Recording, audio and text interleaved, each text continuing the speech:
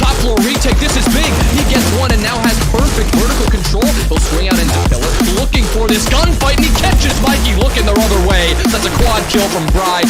Flies up the stairs. His teammate should be able to trade this. It's just an ump. Getting gets a 3K with an ump, and he's got the stubby out. He gets 4. What in God's green earth just happened?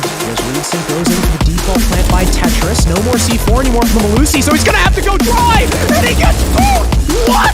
Both these attackers rather low. There it is, but Twizzler was actually picked up in time. 12 seconds left. Vivid still needs this 4th kill.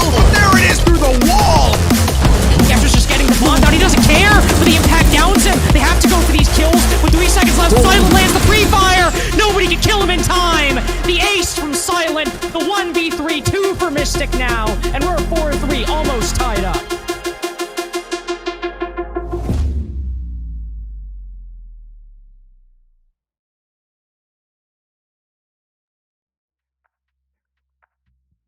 We're coming into it. It's playoffs time here in SCS Season 7, and things are looking very, very exciting. We've got 2 great matches to kick the day up. I mean, how are you feeling? I'm excited. I'm hyped. It's playoffs. I mean, we got a week to go figure out who's going to be crowned the Season 7 champ for SCS, and the best talent that's ever been a part of SCS is here now. I mean, you have pro teams, challenger teams, you even have amateur teams here in this season, and it's been such a good run.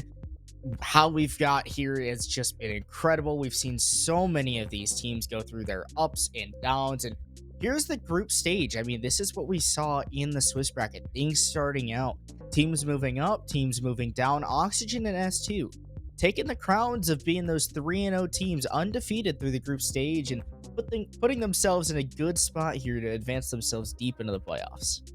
Yeah, I mean, I know for a fact coming into the season, not very many people would have put S2 up there as promoting in the 3rd round, with OXG and Astralis having to go the full distance just to make it in the final stages of the Swiss stage. But let's have a look at our playoff bracket as well and see where we currently find ourselves going into today, and of course the next couple of days leading up to that grand final.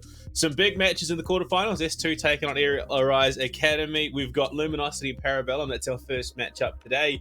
Reality TV and Wichita Wolves, and Astralis versus Oxygen. That will be our match to close out the day, which I'm pretty excited for. That should be an absolute banger of a match. Yeah, all 3 T1 teams competing in SCS are playing today, and we'll have to say goodbye to one of them for sure, and potentially 2 of them if Parabellum do not come out on top. So without further ado, I mean, Luminosity, Parabellum, a match that could really go either way, Blue Panda. I've casted Luminosity so much throughout the season. I also casted Parabellum, promoting themselves, their promotion game versus Vipers, where they were able to take a overtime win on Villa, which was map number 1, and the map number 2, a swift win on Oregon. And these are maps that both of these teams tend to gravitate to. They like those more default maps because they can get creative with them. I definitely remember Luminosity being a team that's prevalent on Oregon.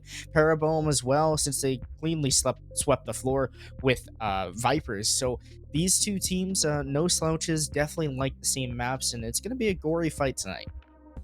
Yeah, look, I wouldn't be that surprised if it does sort of end up in that 3rd map. I'm expecting these teams to be unreasonably even, Kilter, given their current standings at the moment. So I'm expecting some big things. I'm excited though. You know, obviously we've got that big storyline coming into tonight, the Luminosity and Asian revenge tour. You know, from core to comeback story. So it's going to be an interesting one. Let's have a look at our player leaderboards as well. It's going to be, you know, quite telling of where we find ourselves, and it's all a bit green, it would seem. Viewers leading the top of every single one of our categories, and this is obviously only players that have made it through to the playoffs bracket. Clips, what do you make of these numbers? I mean, it's no shock to see Newers right up at the top where he belongs. I feel like this was his little like homecoming tour almost back into the T3 leagues and T3 scene, and He's been no slouch. Obviously, going straight from T3 to Pro League, being one of those just young players and definitely a candidate for Rookie of the Year. I mean, look at the numbers he is putting up on these teams. Just incredible performances so far. And I can't wait to see what he does later tonight against Astralis in that NAL showdown. On the other end, though, I mean, there are so many players that have made their names up atop of the leaderboards. I mean, these entry numbers from Ambi, Hat, Forest, Bry, and Fish. I mean, Fish just coming in to play for Wichita Wolves literally the other day, +4 on entry. And these teams overall, although it lights up green for Oxygen, who have played incredibly throughout this season, Luminosity was one of those teams that took Oxygen fairly deep in their match, and I think they're going to do just the same, if not actually upset and take down Parabellum. Look, it is a pretty motivating factor. You know, Asian, formerly of the Parabellum roster, coming in with the new team, Luminosity. That's a pretty powerful motivator, going up against your old team, wanting a bit of revenge. So, look, I wouldn't be surprised if they are coming and swinging and hitting quite hard. Parabellum hopefully have done a bit of homework. They've made sure they're coming with their A game, because I mean, in these situations, the last thing you got to do is underestimate your opponents, because you know, this is a player that we've dropped from our roster. Obviously, they're not that good. All of a sudden, he's coming and he's rolling your shit, and you're in a world of trouble. So you got to be careful with it all.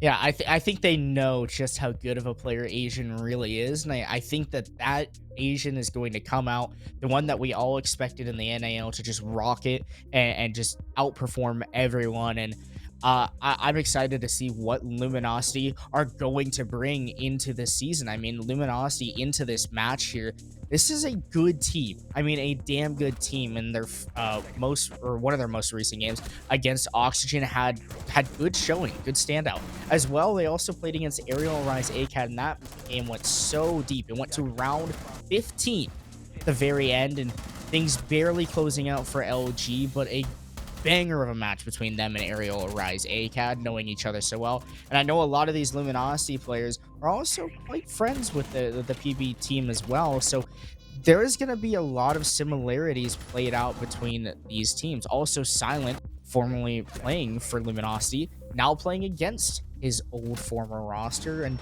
in place of Asian, so a trade between those two players. But overall, Luminosity, a very good team. They've impressed so many people throughout the season. Parabellum, they had a rocky start after their loss against S2, but Luminosity, consisting of Eddie, Asian Splash, Rice, and Julian, and although their names may not be that consistent throughout the lobby, as they're known to pull an Astralis and change their names and really mess with us casters, just a banger of a team. Very good at their defenses. Their attacks, when they're quick and fast, also can be highly successful.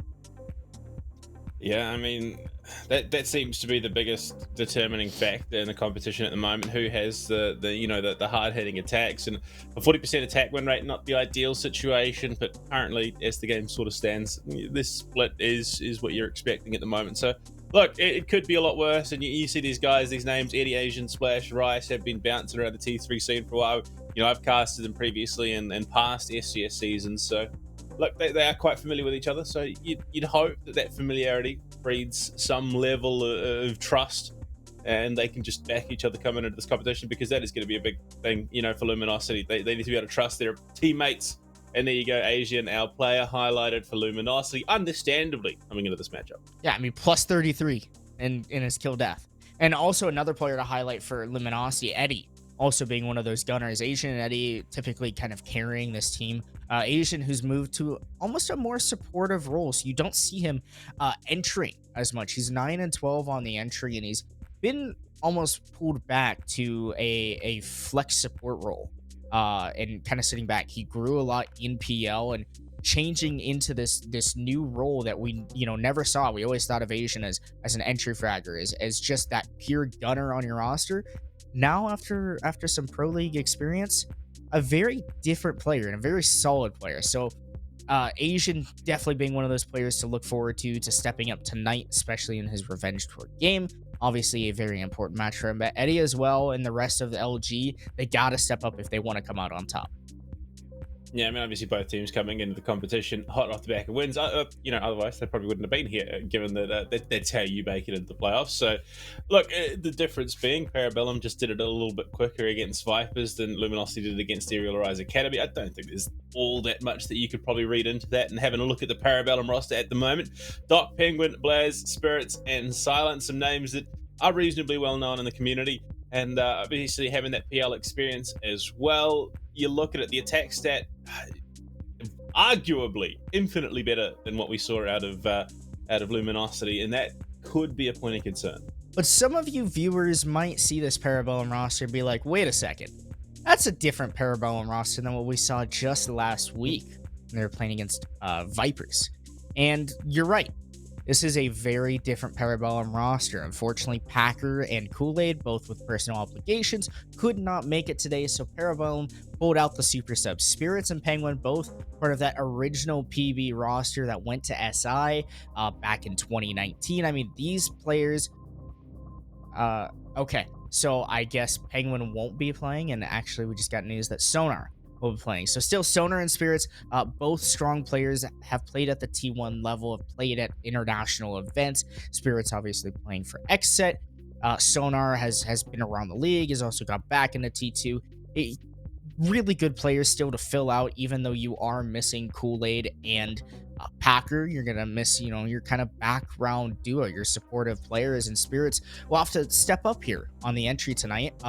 And I think we'll see that, but you're going to see a different Parabellum team than what we've seen previously throughout the season. But Asian and Doc, these two guys being picked up, I believe, at the same time for Parabellum, if I'm correct. Maybe Asian just after.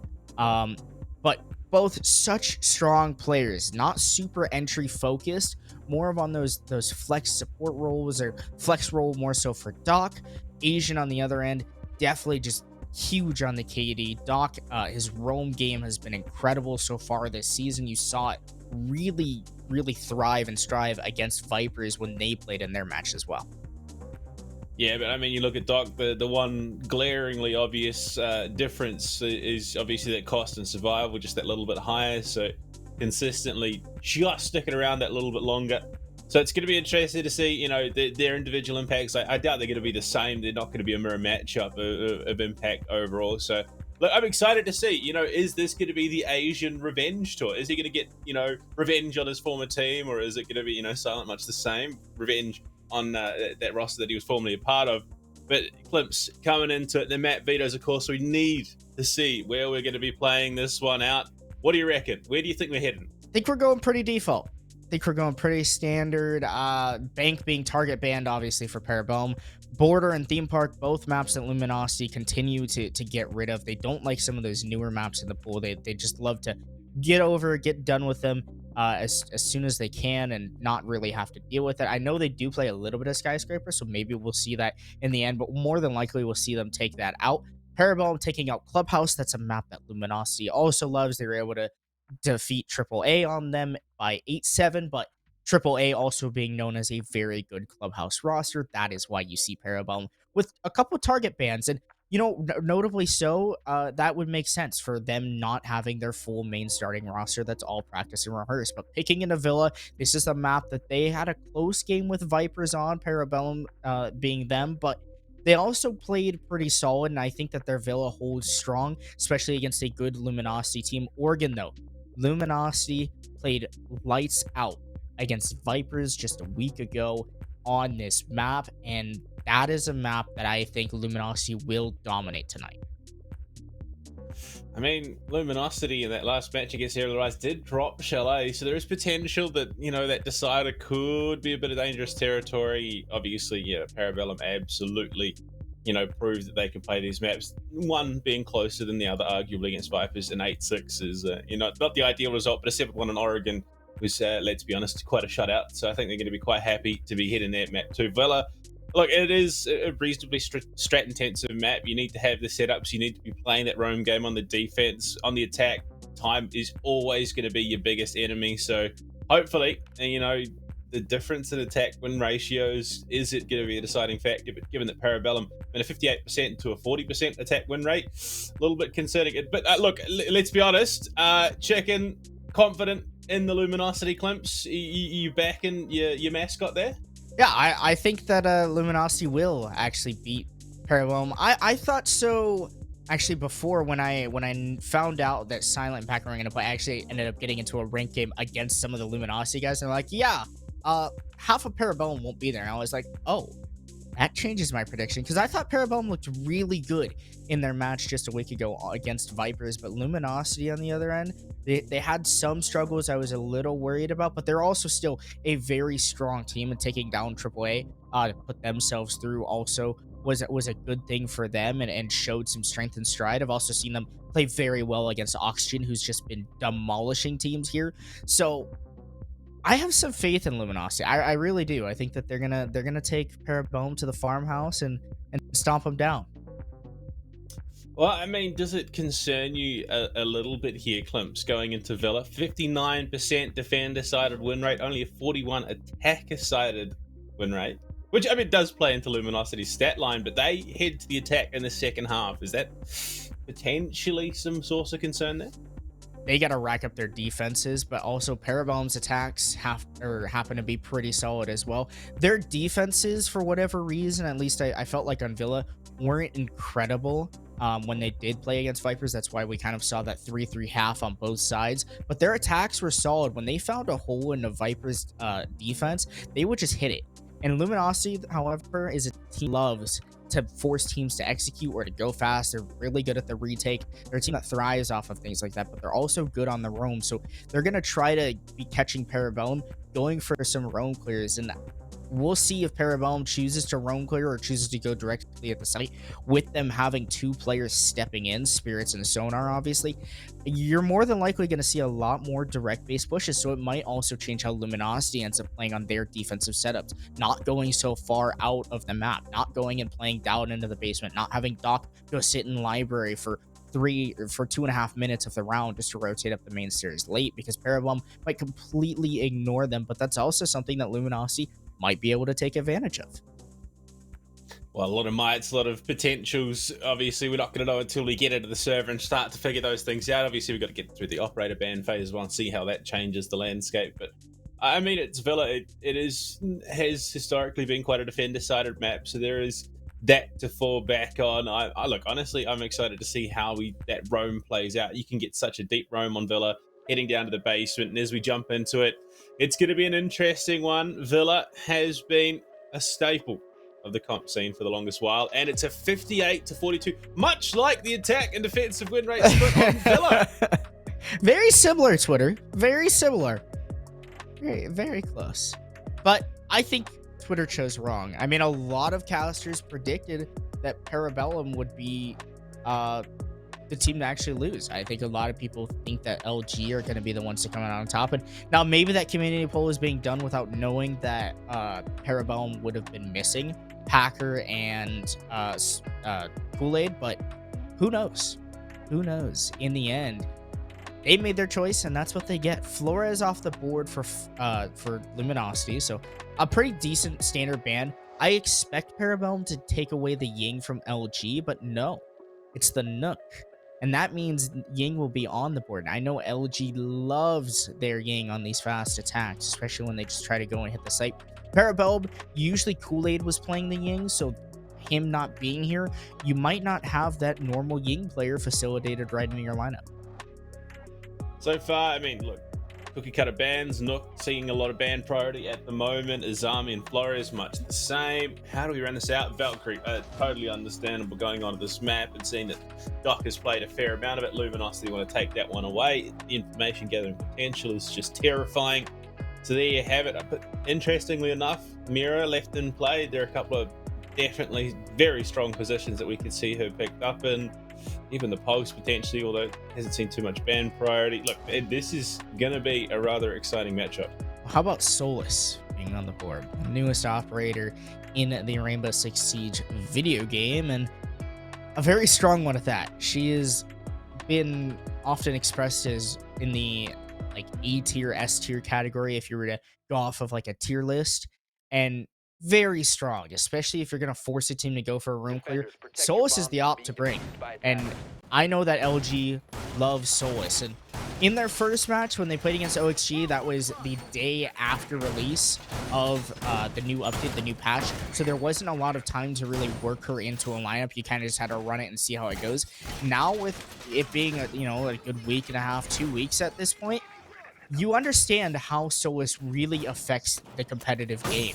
And that is the pre-placed drones, any drones. I mean, look, Eddie able to get the drone jumping up the ledge to the study balcony. Right, that's one less drone that's going to be available to the attackers, and that's how strong this operator is, denying that information. It's a drone game here in Rainbow Six, and Luminosity looking to deny a lot of that, bringing out Solus. Yeah, I mean, still early days though, so I think we are still trying to get the scope of what she offers, and in terms of an overall comp. It's going to be interesting to see how she plays out at SI, of course. But right now, we're into the thick of things.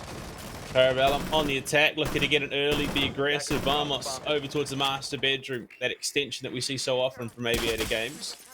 But already, Parabellum, this is a multi-pronged approach, just trying to gather information, and Blaz, that could be a deadly wee angle if Vamos isn't paying attention. Yeah, if Kixero isn't paying attention there, that could be deadly. That could spell disaster for the alibi, for some of that Luminosity room. They like to go out there, they like to shoot some of those drones and run away and force teams to execute. They thrive in those fast, tense, high-pressure scenarios in the end of the round, and that's where Luminosity tends to strive. Parabellum, they love their mid-round play. They like getting those refrags, typically on their defensive side especially. They're not great at getting that opening pick, but when it comes to the mid-round and just transitioning the momentum for themselves, they do a hell of a job. And Silent is one of those players who is so good at getting their damn entry kills, and you see it right there, picking it off. A refrag to come through, though, a Dokubi phone calling out to alert the position of Kixero, who will be swung, but Doc not going to find the kill. Kixero stuck in a hard place here, and Parabellum with the early advantage.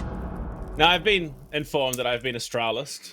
Yes. Vamos is in fact Julian, yes. Of course. You just can't trust anyone these days. It's absolutely shocking. So if you want me to break it down for you, Ying is Asian, Yang is Rice, Vamos is Kixero or Julian. They did that. I forgot about and that. then Splash is and then Splash should be what's his name? Nukins. Yes. Is it Splash now? And I'm just reading it. NA Siege players. It's I'm glad Parabellum won. That's all I'm saying. Parabellum getting in there, getting the job done into the bomb site, and that's what they do. They're so good at the mid round, and if Luminosity can't rack up their defenses here, then there's a problem. And that's for sure. That's facts. A technical issue potentially for Spirits. We saw him briefly exit the lobby, but Parabellum overall, a good attack, getting that initial entry kill. So what? They lost their refrag. They ended up winning it out, especially in those mid-round, just right before we got to that execute, getting 2 frags, setting themselves up perfectly to go on and explode into the bomb site. Yeah, look, it was just that early, pressure on the extension. Despite what Julian was trying to do, he had next to no support. He did find a reasonably nice trade back onto Silent, though, after that initial pick. But unfortunately, the steamroll just didn't slow down. Parabellum got themselves a foothold into the building. They just pushed on towards the site and didn't give up any sort of momentum. So, look, it was a brilliant round from Parabellum to try and play around what Luminosity had set up, and they do it quite successfully. So, looks like, though, we might have the reattempt at the site. Aviator Games on the cards once again. 3 seconds remaining in that phase. So, I would imagine it's all but a certainty as we do get our last couple of players in. Of course, Clemps, look, Luminosity, where do you sort of, shore up those weak links in that round that we saw? Yeah, LG, they just got to be poised, and they can't get cut off, and they can't get destroyed by Parabellum's mid-round refrag potential and play. That's something that they're so good at, is getting those refrags, setting themselves up to go in for the execute. And although their executes are wishy-washy, flippy-floppy, especially without their entire full roster here, when you set yourself up with a 4v2 for an execute, it's much easier to do so.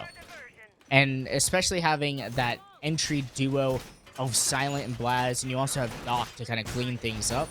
Spirits being put on the Dokubi is an interesting choice, but I think keeping most of the players to their usual roles is a good sign for PB. Well, It's yeah, it is what it is. Siege things. Tech Force straight into a rehost from one side to the other. So it looks like we'll be getting that one through. It's look, you can only make so much of it. We got to see a bit of the setup. Clips. Look, we're still early days here on Villa, so I don't think there's so much that you can read into it. But look, already it seems that Parabellum are coming in, might be playing with a couple of subs, but that hasn't slowed them down at all. No, not at all. When you have those 3 players spearheading on that entry, you got good droners regardless. Sonar being a very well-known support player from what I remember when he was playing in the league, as well as Spirits, usually kind of on the entry, but he's done a little bit of everything, and he's a player that's going to be able to facilitate plenty of information to the PB boys, and they're going to be set up for success, especially against Luminosity, who this is Asian's revenge tour. He's got to step up big for his team. It's one of those main players that shows up in the lobby and frags out, and maybe we'll see him do that tonight, but if he doesn't, that could spell disaster for LG. A lot of us who predicted for LG to win really bank and ride on Asian and Eddie's performance tonight. Well, those predictors are going to have to sit quaking in their boots at the moment. Right now, we're throwing a quick break. When we come back, hopefully, we'll carry on this matchup. We'll see you back soon. Pollard's on a double though, and he finds a third through the smoke. Just enough. Getting into 3K with an off. With 3 seconds left, Simon lands the pre-fire. Nobody can kill him in time. He clutches it out. What a play from the alibi as the lobby player goes unchecked.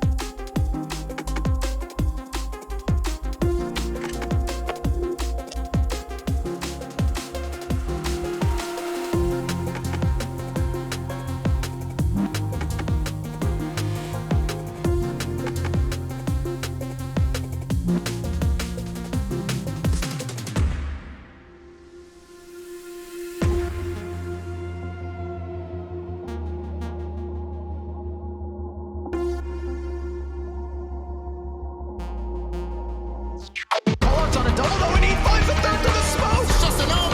Getting into 3K with an off. With 3 seconds left, Simon lands the pre-fire. Nobody can kill him in time. He clutches it out. What a play from the alibi as the lobby player goes unchecked.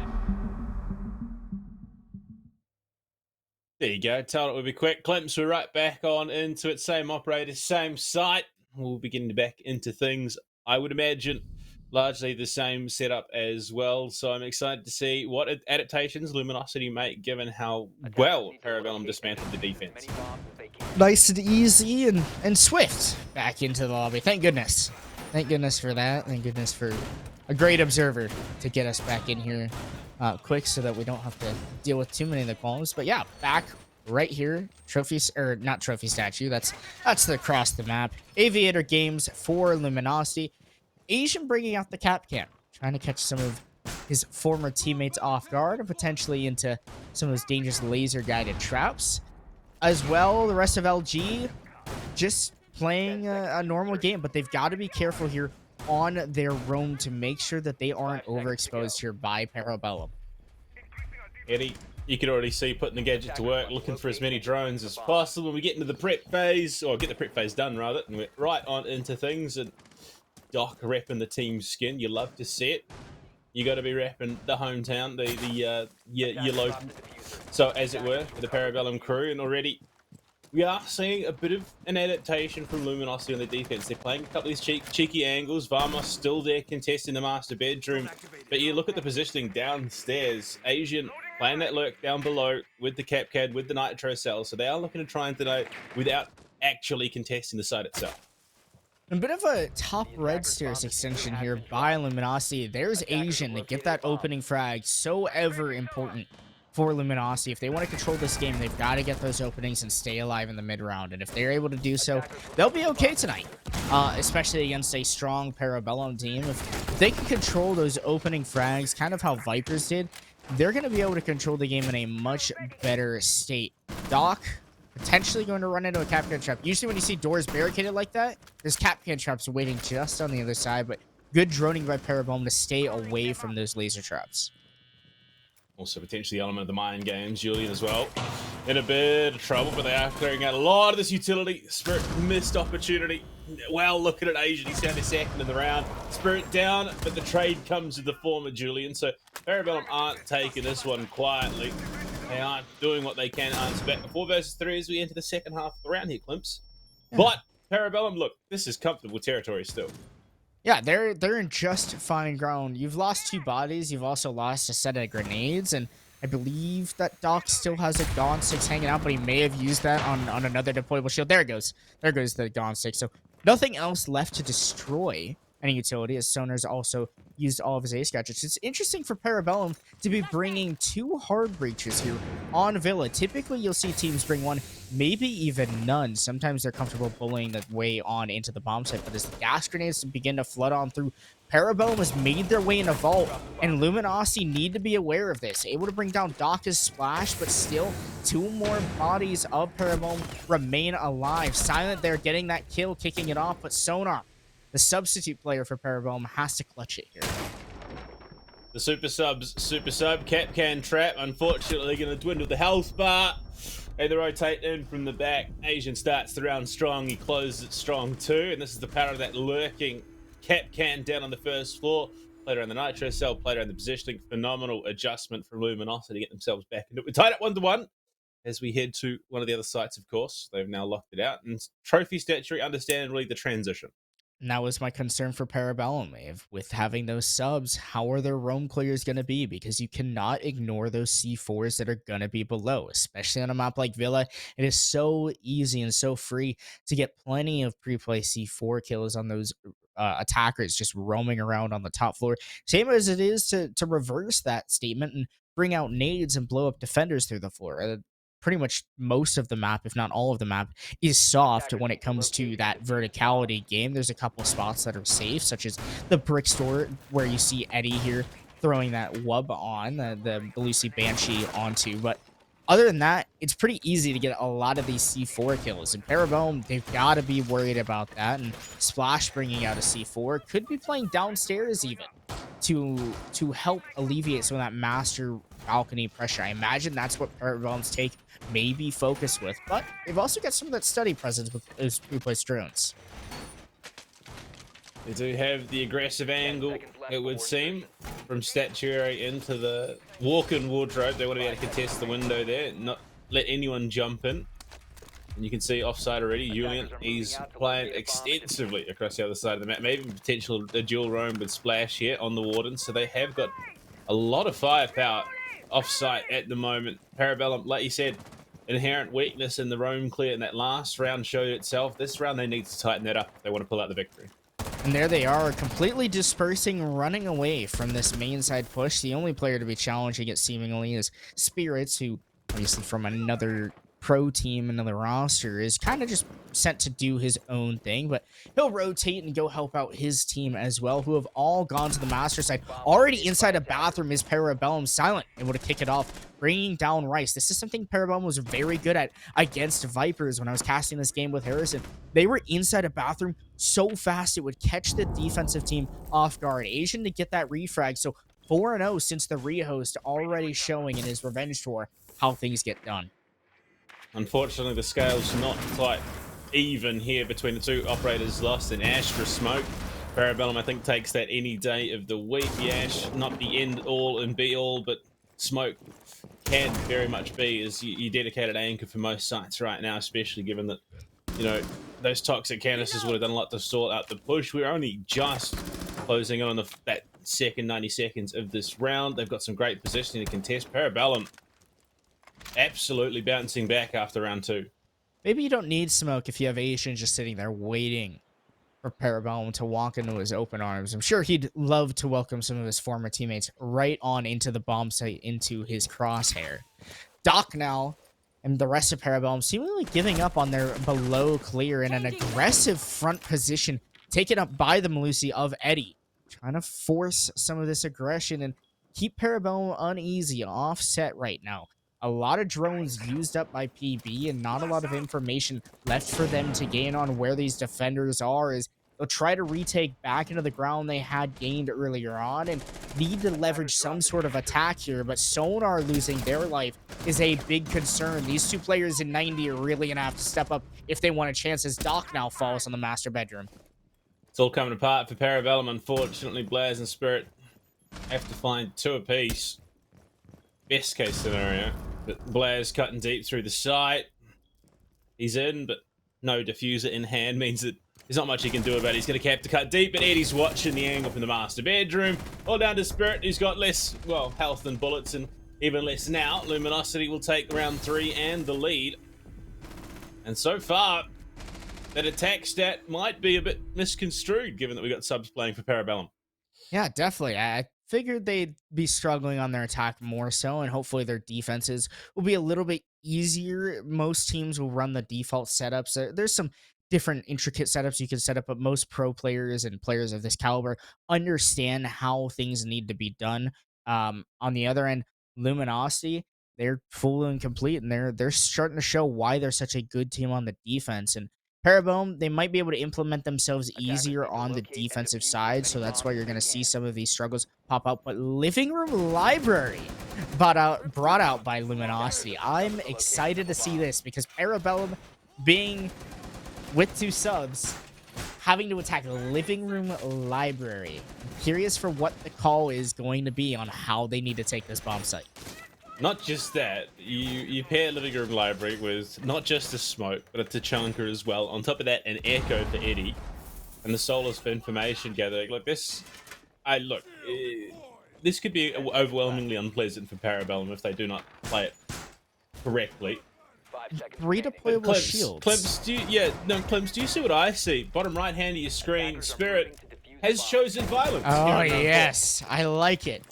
I like it. This is what Parabellum needs to do. They just need to go be aggressive, hit the site. I'm sure Luminosity are ready for some sort of aggressive pressure and take in this sense, and that's why they've got so many deployable shields spread out, as well, the Blitz isn't going to really be able to challenge those shields, and through a rush and you're running directly at a deployable shield, it's going to be a struggle. But all of Parabellum repelling up to the study balcony. Do they even know that the bomb site's living? Do they think that it's study, and do they just rush on in? Or I'm sure that they're aware that the site's living, but you do need some of the study control, and there's going to be plenty of vertical pressure made here by LG. Interesting. Engine called across in support. Surely they should. Oh, the smoke to cover the opening of the wall. Splash forced off. No, Spirit Buddy, come on. You gotta get it. He finds 1. Almost 2, but the support comes. Eddie. No way. Absolutely pitching in from the back. He's going to find himself dead as well. So we're down to the 3 versus 3. But Spirit, you look at the investment of the round. Splash so low. And on top of that, Rice as well, having been tagged. Look, I can't say for sure the Blitz worked. They haven't won the round just yet, but it was pretty impressive. I cannot believe Spirit's got away with that. Just monkey play. Just jumping over the main stairs. Asian's going to take a healthy amount of damage up there in study and actually lose his life. Parabellum doing a great job here on this roam clear. Silent finding Rice through the floor. The yin to the yang. The yang to the yin, rather. Losing their life. And now it's just Splash, who lost so much HP in that earlier engagement with the Blitz. Should not have gotten away with his life. Instead, if it was one of his teammates that actually ended up losing it and now has to clutch up for his team. He's got a formidable weapon in the FMG9, but it was nerfed recently in the most recent patch, so a little bit extra recoil and kick that he's going to have to deal with here if he wants to find the last 3 players of Parabellum. I'm going to be perfectly honest. I'm still not quite sure how that all fell apart, other than Spirit just brute forcing his way onto top main stairs, and from there it just works. Sona on for the plant as well. Doc covering. He should be able to find the kill, and yeah, it does in fact. Splash falls, and Parabellum will tie the series up off a... I can't even put it down to the fact that it was Living Room Library. as to why Luminosity lost. I think just Parabellum, like you said, reverted to monkey. They just stopped thinking and started running. Yeah, they let the zoo animals out. That's for sure. They went to the petting zoo and let spirits just run wild. Clearly, as one does with a substitute player in a league in playoffs of SCS. But Luminosity going living room library is just such a risky play, especially for a team that struggles on their attacks, is very good at defense.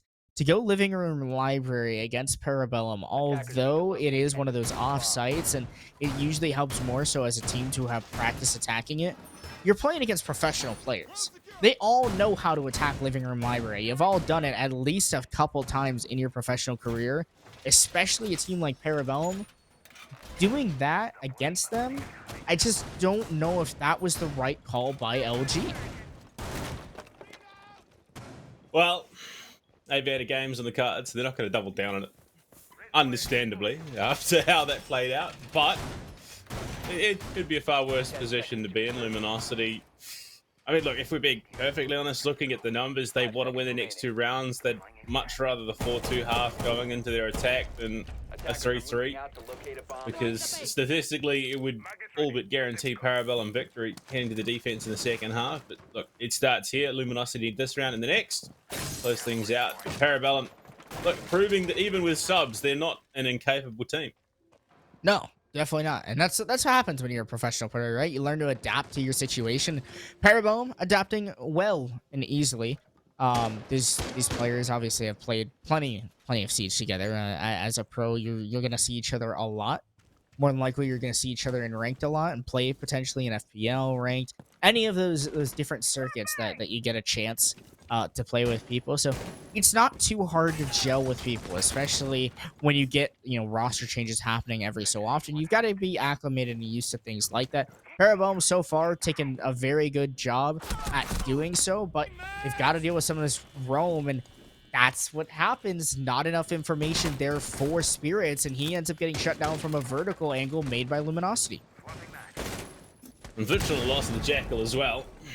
Spirit struggling a little bit in Splash. He's good for a second. So far, Luminosity managing to adapt. Oh my god, Splash puts the big gun to work. Oh, Splash! My god, he's absolutely feral. And what they couldn't do when it was actually Living Room Library, he does on his own when it's Aviator Games. And we're only just entering the second half of the round. Sona alone against a full 5 Luminosity core. Splash is feeling violent with the M590 pump shotgun. Sonar, not much you're gonna be able to do here, and Splash with the swing. Wants the clip, give it to him. You're in playoffs, and Splash, a huge performance. Someone who's been relatively quiet. I've casted a lot of the LG games as of late, the OXG game, and then obviously the AAA game that they played. So I've seen a lot of this LG team play, and Splash has been relatively quiet as of late. But if there's a time to step up, it's against Parabellum in playoffs, and that's without a doubt. And Splash doing so puts his team in the lead here, going into the side swap in just another round. And if LG can complete this 4th round here for their defense, they're going to be set up to at least have a good shot at taking down Parabellum on their own map pick.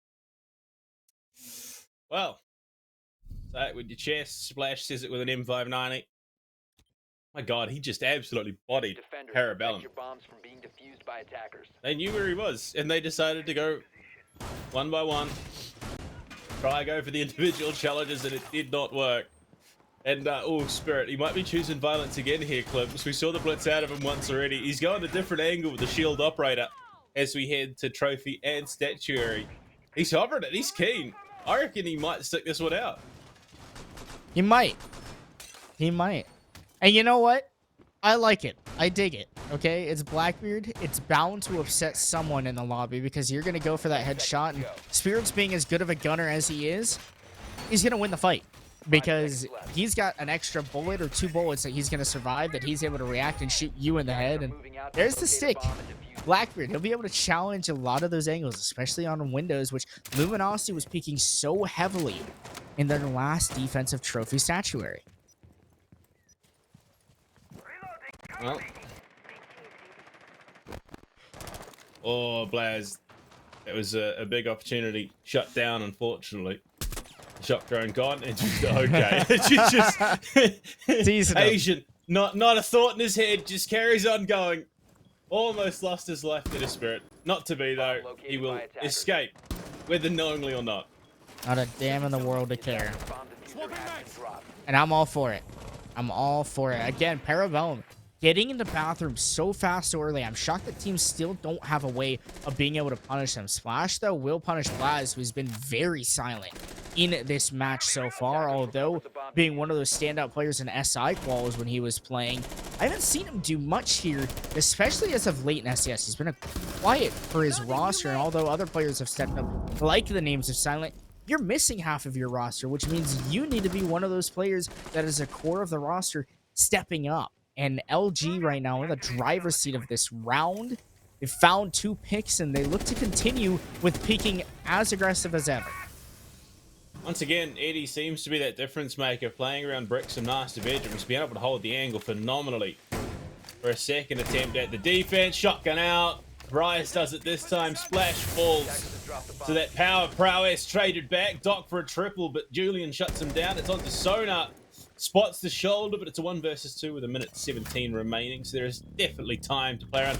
Oh, he's baiting it with the audio cues. The Banshee gives up the goat, and Julian falls down to the 1 versus 1. A minute on the clock. Rice and Sona, but Sona does have that drone. Will get the info, knows that Rice is across the other side. SMG-11 versus the AK-12, the reload, the biting. Rice just wants to make sure that he's absolutely as prepped as possible. Sona, opportunity presents itself, but it's a miss. He didn't pick it up. He didn't pick it up. Oh no. This is not great. This is not ideal. Sona is all going to have to win this on the gunfight. Spotted in the back, caught the kidney, spots the head, but no. Sona's missed the opportunity. He might be in the bin, and the swing. Rice just backs himself. Luminosity claim a 4-2 Just continuing to tag him, messing with his food is what Rice was doing there, and mess with Sonar just a little bit much. Able to get the kill though eventually and close things out, and you don't expect Sonar to be able to clutch up in those positions, though he nearly had it. He nearly had the reads, but Rice played patient and is one of those clutch players who will win those clutches. I've seen him do it before, definitely in SI quals. He was one of those players that just was winning rounds that definitely should not have been won for LG, and winning that one there, I do think that was an LG bound round, but going into the side swap 4-2 split here for Parabellum, this is where they need to step up on their defense to make sure that they can send themselves into Oregon with their map as their own. This is going to be a fun round. Doc on the alibi and Silent on the Doc. This is, yep. I love it when players make our jobs easy, but Solus once again into play. Nothing, I mean, I wouldn't argue anything crazy out of the ordinary. The Doc has seen a rise in priority, given that, you know, the stim is now basically a steroid with a 200 health regen. Look, I rate it. I want to see more of it. I like it. I'm glad that we see more Doc play in the league in general. He's fun to play in ranked as well. Like, you can run around and have fun and still help your team by setting up and give heals. And who doesn't love getting those crazy heals? Silent? Silent is a player that loves to be aggressive here on Villa. You typically see him on, like, Alibi jumping out of the closet. Here he is going to jump out of the garage. And that could have been bad for LG had Silent gotten that opening pick. Yeah, look, attempting to give out haircuts to Rice, missed the opportunity. Luckily, it's a Doc, so the stim's there. He just jabs himself in the arm and he's good to go. Overstimmed and fat, so he's got a bit of extra health to work around. But look, it could have been a prime opportunity. Taking the Haban off the board early would have definitely set Luminosity against the pace here in round 7, but not to be. They're going to have to battle it out in the 5 versus 5. And although Silent lost a little bit of HP and ended up using one of his stims in that battle, he still spent a couple extra seconds of LG's time just making sure that they didn't get spawn peeked, making sure that they were checking for that Doc and taking account. And look at this roam. It's taking out a decent chunk of time as well as a small chunk out of Splash's health as a minute has passed on by, and LG not as efficient as Parabellum has been on their roam clears and getting fast control of the map. I think it partially comes into the difference in Rome, I was about to say, but then Blaz loses his life. 0-6. Oh, don't Not a do great it, day Blaz. for Don't, poor don't Blaz. go 007. Yeah, look, Aw. it is. Look, luckily for Blaz, they changed the format of the kill death assist setup, so True. That's it true. could be a lot worse. It counts in our hearts as does. old legends of Siege, as old Siege players. It counts in our hearts. Silent though to bring down Rice, so the Hibana goes, and with that the hard breach. Eddie taking some big damage will in fact go down to Silent. Does finally get his target, but Spirit found. While backing off, Silent allows just a cheeky angle in from Asian, who will flame the smoke. Silent falls to Splash. And it's all quickly coming apart. Luckily, the health does favor Parabellum just a little bit. Doc looking to get aggressive towards the study balcony. Isolating the healthy player, and Julian could be the play. Window pops, and no, unfortunately again, missed opportunity. Doc, he's gonna get the kill. Wow. But at the cost of a significant chunk of his health. But it does set Parabellum in a great spot. We got to clutch this one up. Definitely a lot of onus on Sona's shoulders right now. Final 30 seconds coming into play. They're primed and ready. On that aviator door, they punch on and Splash, looking to set up for the defuse. This is where Parabellum needs to contest because there'll only be one player active, and Sona's just going to lurk his way through. Head spotted. What a shot from Doc as Asian falls. Splash has to contest. Nothing doing. He swings out, pistol in hand, and Doc will claim that kill as well. Parabellum, it was a scrappy round, but it was a win nonetheless. Doc going huge in study, and a lot of that came off of Julian just not finding the shots. I think it was an aggressive re-peek and one that didn't help them out so much. Parabellum getting away with the round that they probably shouldn't have, as Luminosity looked good there in that attack. They had a solid mid-round, actually, and they even gave themselves the advantage going into the execute, but over-peaking was Julian, and losing out that fight to Doc was huge for Parabellum, as they were able to recover, keep LG from planting, and keep them even out of the bomb site. Yeah, look, that one mildly frustrating, I would imagine, for Luminosity, but they've still got a round to play with before we even consider tying things up. Parabellum, look, I'd be, I think, quite safe in arguing they just sort of scraped through on that one. It was a very near-run thing by the end of it. But we head to split. We do see a couple of changes. The Cat Cam, the Thorn. So a little bit of an investment in the trap operators, but Silent back on the dock. He's having a pretty alright day for himself, 7 and 5 currently. So at least, you know, he and Doc are finding some real ground with the kills.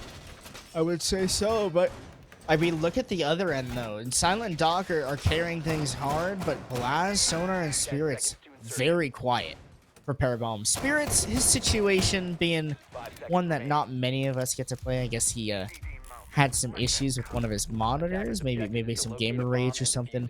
Just took it out of commission, who knows? But maybe we can give him an excuse for not performing. But Blaz is one of those players who we typically see perform. I mean, he's from France. He obviously got imported from Europe as a good player. Has done well, at least so far from what we've seen.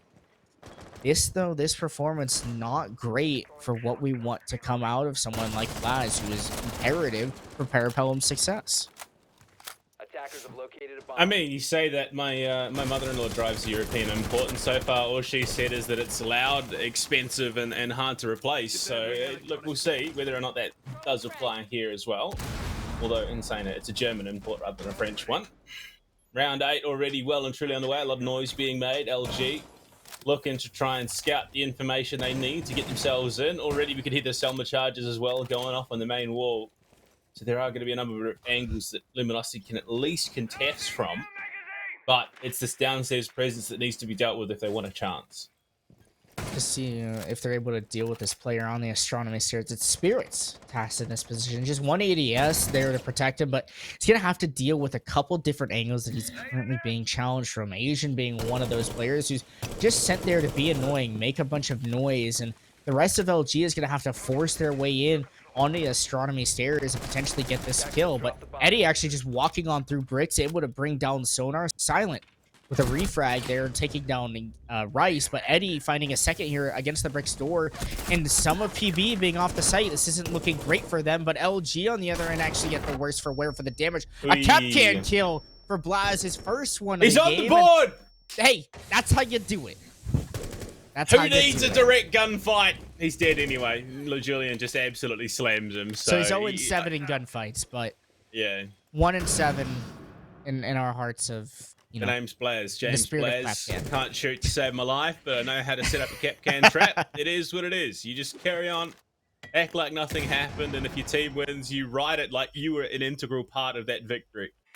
Parabellum, 2 versus 2 currently in play. No toxic canisters to work with. No real utility on either side. It is going to have to come down to the gunplay. So, 30 seconds on the clock. Luminosity, backs against the wall, need to get themselves in with a chance. They need to isolate at least the one pick if possible. But there's just so many angles that are being covered currently. Parabellum have everything going for them. Eddie, I mean, he's played so well around this position on the defense. Can he do it on the attack? He's straight through the middle of the site. He's going to go for the pre-fires, but no, he's on for the plant. Now it's on to Julian to cover. Finds the first. Can he find the second? Eddie, oh my God, Julian steps up big. And what could have very much been around for Parabellum is just handed to Luminosity on a plate. And it can't be the Eddie and Asian show all day. Kicks Row getting in on the action. Julian finding those frags. Huge for them as LG putting themselves on a round that I felt like should have gone Parabellum's way in that matter of the fact. But being able to sneak on through all the way up to get to that default plant right in between the statue and the bomb chassis allowed for LG to put themselves into a winning position, and Parabellum simply not watching those entries, playing a little too passive and not ready for that execute and that play made by LG. Well, that is definitely going to be a source of frustration for Parabellum. They head back, they double down on the split trophy, but look, it is a different trap operator that comes out. It's going a different direction entirely. No Capcan, a Canadian instead. So the trap operator Frost to come into play. Silent, very confident in the dock at the moment. He is sticking with it. But As he should. We see Doc pivot to the Wemite instead. I root you on. I root you on, Silent. You should rock that dock. You've been getting your frags. You can play whoever you want. Someone who I think should, like, Frost, impactful, in some cases, in some scenarios, Frost is very strong. You can set up those bear mats to distract opponents jumping into windows. It's good against direct takes, which is what LG has been doing, at least historically. But Blaz just needs to get on a gun that he can shoot with, because he is struggling majorly. And if he can just get on a gun that he can shoot with, he's going to help out Parabellum so much more than bringing frost mats, bringing that secondary shotgun. You've already got plenty of destruction being brought out by Spirits and by Silent, who both have those shotgun tools, whether it's Silent with the Bailiff or Spirits with the main primary. These are the advantages that PB should be taking. Send Blaz on a gun, let him go do his thing. Instead, LG... I mean, to be fair, Blaz has had 9 chances, so 9 guns. This is his 9th one. Silent goes down. But the power of the sim, baby! He's back up and good to go. Blaz not going to be the first to fall in the round. Spirit down. Can they get Silent in position to pick him back up? The pistol, yes, there we go! Yes! Blaz wins his one with the gunfight. Spirit's back up with the stim pistol. It's all going Parabellum's way. There he goes. Blaz shutting me up just as he should.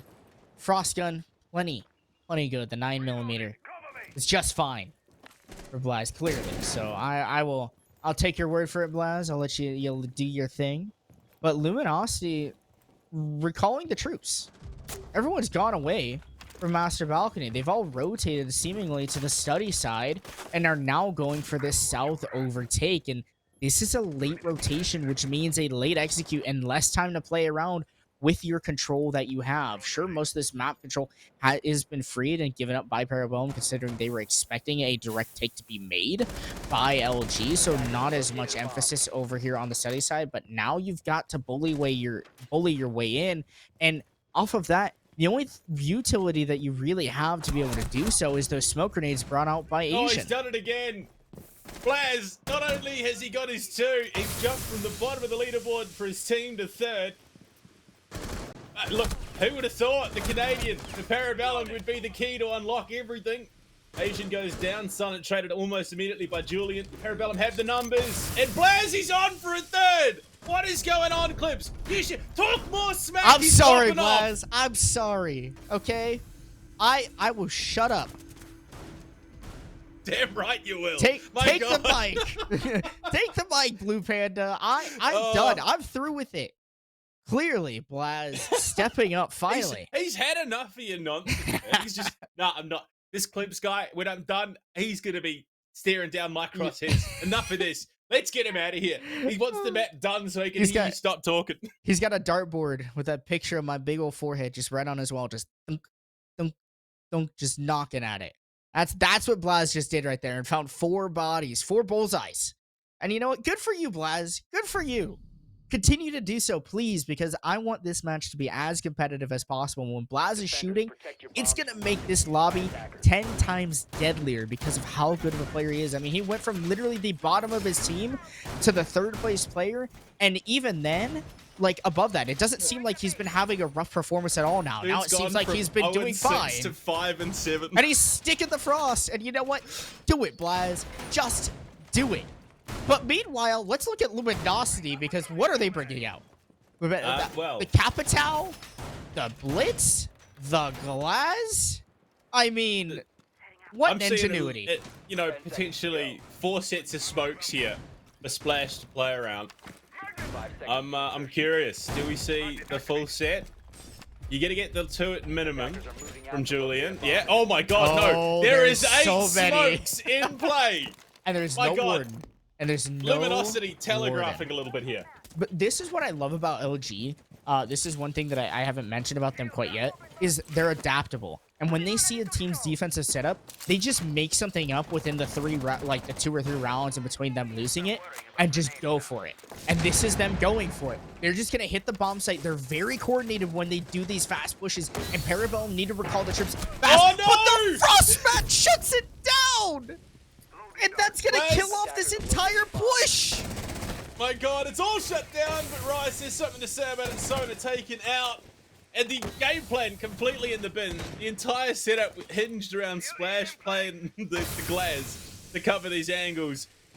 Asian in a bit of trouble. No, the shots to come through. Rice will still find Doc, but look at the health bars. It's all a bit bleak. Blaz! No way! Excellent team up for 2. All of a sudden, they're bringing it back for Parabellum, and there's still 1:55 on the clock.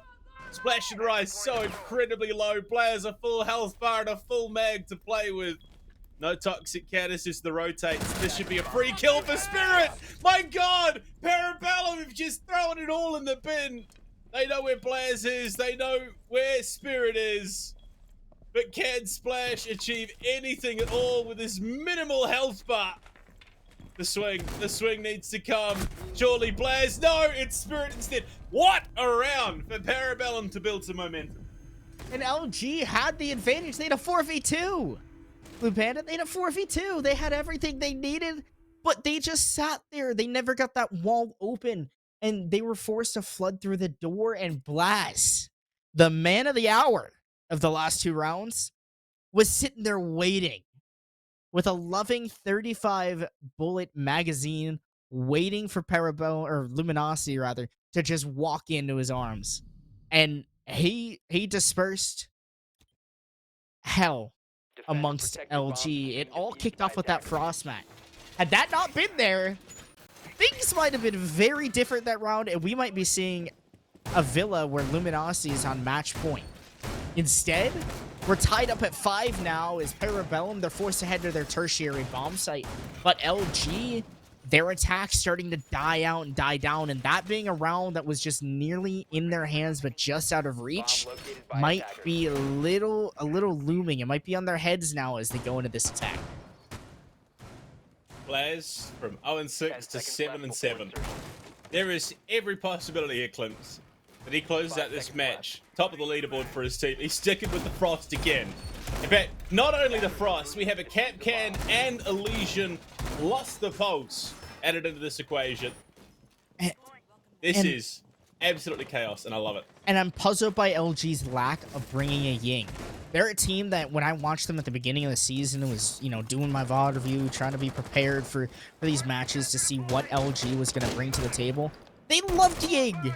They used Ying so much, and not Ying being Asian, but Ying the operator. And Ying was so good for them. They used her in an incredible manner. teams had to play Warden. They had to sit on the bomb site, and even then, they were so coordinated on their fast attacks that they were just too good, and teams could not handle them. But now that they've been banned, auto-banned by Ying a few times, maybe they're not as practiced. Maybe they're not as used to not having, or to having that operator up and available, and now they've changed their attacking comp, and they need to go back to their roots of the Ying. Those Candelas are so strong for opening an avenue into the bomb site, and they should be taking advantage of what's at their disposal. Crazy thing is, Julian picking up the Thatcher when there's no breach denial whatsoever. I think at most maybe it disables some of those traps. Potentially takes Sonar out of commission with the cardiac sensor. Big shots in the back of Silent. There's about a third of his health, but it definitely feels like Luminosity aren't quite sure what to make of this. Their attack has slowed down significantly. They've gotten some of that master bedroom control, but you can see LG can't step away too far. They've got to worry about the pulse of Sonar and those C4s to come up from below. That's why Eddie's positioned himself here and hasn't made himself forward any more so. And you might even see Silent rotate down below to go for one of those Nitro Cell plays, but he's dead. Taking too much damage following, but the damage still being done by those Cat-Can traps, those EE1Ds. Sonar's Nitro to miss. LG should have plenty of ease to be able to open up the verticality, find an avenue in the bomb site, and take the advantage, sending themselves on the match point. Yeah, I mean, they've got the guns to do it here. Parabellum can just back themselves. Agent making his way up from the basement. He's going to look for the shots on, but not to be. Just opens up that wall in towards China. Blair's on the pinch. This could be absolutely devastating. Oh no, Julian, the back of the head splash as well. And Blaze has jumped to the top of the leaderboard for his team. Sona finds one, Spirit finds another, and oh my god, Eddie gets two back, shuts down Blaze's ray of terror. But on the 1 versus 2 with limited health, Eddie in trouble, Eddie in the bin. Parabellum claw their way back to the lead and flips. How are they on map point suddenly? LG had full vertical control, but completely ignored the flank. And Blaz just walked up the Astro stairs, and that was at the helping hand of Asian, who simply let it happen. And more than likely, didn't make the call out.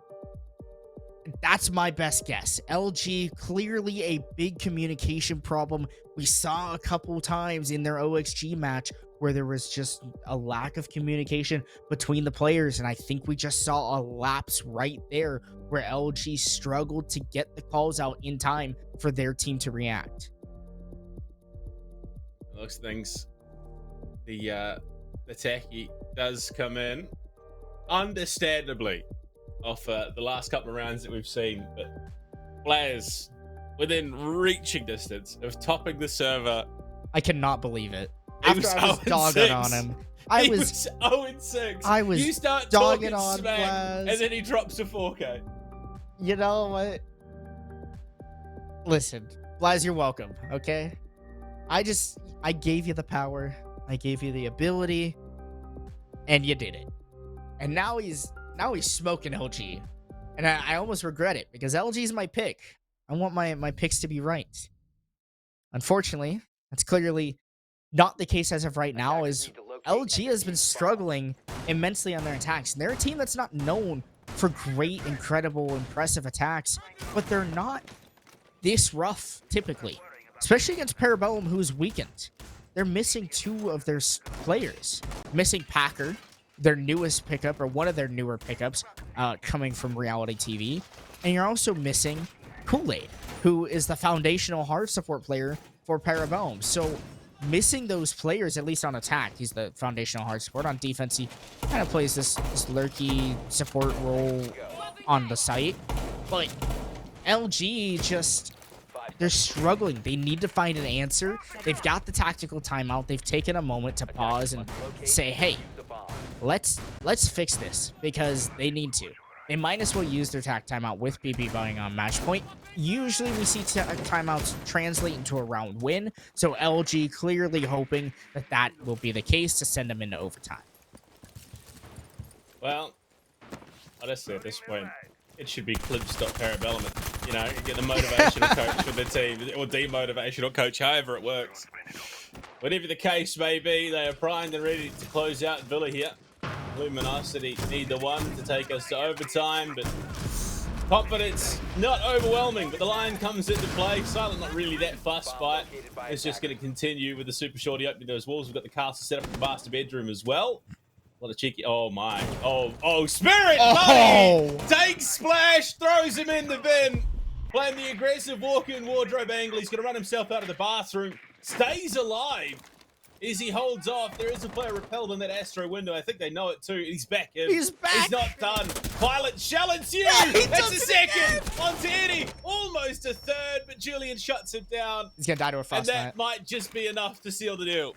Oh, please. Don't let the frostbats be the death, the burden of LG here. Instead, it's the end of the M590, the shotgun play from Spirit. So aggressive in the closet, but good support from his teammates, allowing him and enabling him to play this. And that comes off of this master bedroom setup that has been made by PB, castling those small windows. It's a different setup than what we typically see, but it works so well and allows for Silent to simply walk on through. Julian has to step up for his team in a big way here, in Rice as well. We've seen these two players in clutch scenarios before, but they don't have master bedroom control, and that's what Doc is using right now. They've also got to walk into the opening arms of Blaz, who's got a deployable shield to play behind, and things don't look like they're going to translate into Luminosity's way. Oh, Docky just swings it. It's Rise down. Julian with a sliver of health and a dream. Blaz takes it. And Parabellum close out Villa. A very tumultuous run, but they make it happen. And I'm pretty sure Blaz will be up there. I think he is actually tied top of the leaderboard for kills with his team. And look, that was a rather interesting run, Clips. I'm going to be perfectly honest. That was a hell of a ride. And no, look, okay, tied second, and in fact positive by the end of the map. What a showing from Blaz. Listen, that was their own map pick, so they should have won it. And it was close, and LG was in the driver's seat all the way until Blaz came into the lobby. And then Blaz kicked him off the bus, GTA style, pulled the bus driver out, said, "This is my bus now, I'm the captain now," and started showing LG how it's done. And a huge map done by Blaz. Really, I think one of the star players to come out there for PB. I mean, also Spirit's starting to pop off as well on the 60 hertz monitor. Who knows what it is, but it's a curved monitor. You posted on Twitter. Spirit's also getting those kills, just playing the shotgun, getting those frags. That helped them immensely. Sonar, you're not expecting to perform, but he's doing a great job just sitting there and supporting his teammates, being a good teammate, and enabling his buddies to go off and pop off. And that's what PB was able to do to leverage that map in their favor. I mean, look, there is only one thing that we can really put that victory down to, and it's, again, you talk smack, Clips, and they hear us, and they say, "No, we're done with this idiot. Let's get him off the mic. We need to close the map out." But look, what a way to do it, Parabellum. We'll take the 1-0 start to the series, Clips, when we come back from this break. We're heading to Oregon. What do you reckon? You that nervous about your results, your predictions? It's Luminosity's map pick, so we'll see. PB, they're not bad at Oregon. I know they like it and they enjoy it, but LG was damn good on Oregon as well. But PB also damn good team on Oregon. I mean, 6 rounds straight against the Vipers, who thoroughly enjoy that map, I would say, and have a semi-similar play style to LG. We'll have to see when we come back from the break. We'll see you guys back soon. Call-out's on a double, though, and he finds a third through the smoke! Just an ult. Getting it for 3 count and ult. With 3 seconds left, Silent lands the pre-fire. Nobody can kill him in time. He clutches it out! What a play from the alibi as the lobby player goes unchecked!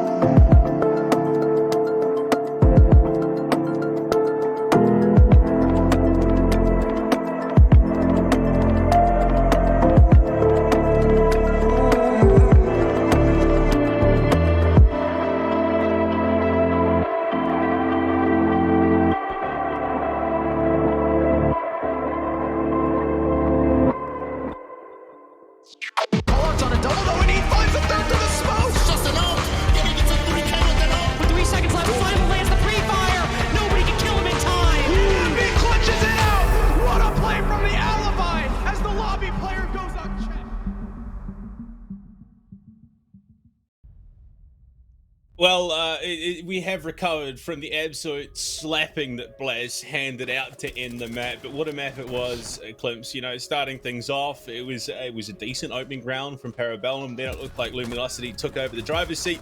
They played a very, very decent defense. In fact, the 4-2 half was quite comfortable from there, it would seem. But then the transition, it was pretty brutal on all Luminosity. It felt good when LG got that one attack win too. When they got to that 5-3 standpoint, I was like, LG look like they're going to be set. They're going to take their opponent's map and then go into Oregon, and who knows what's going to happen there.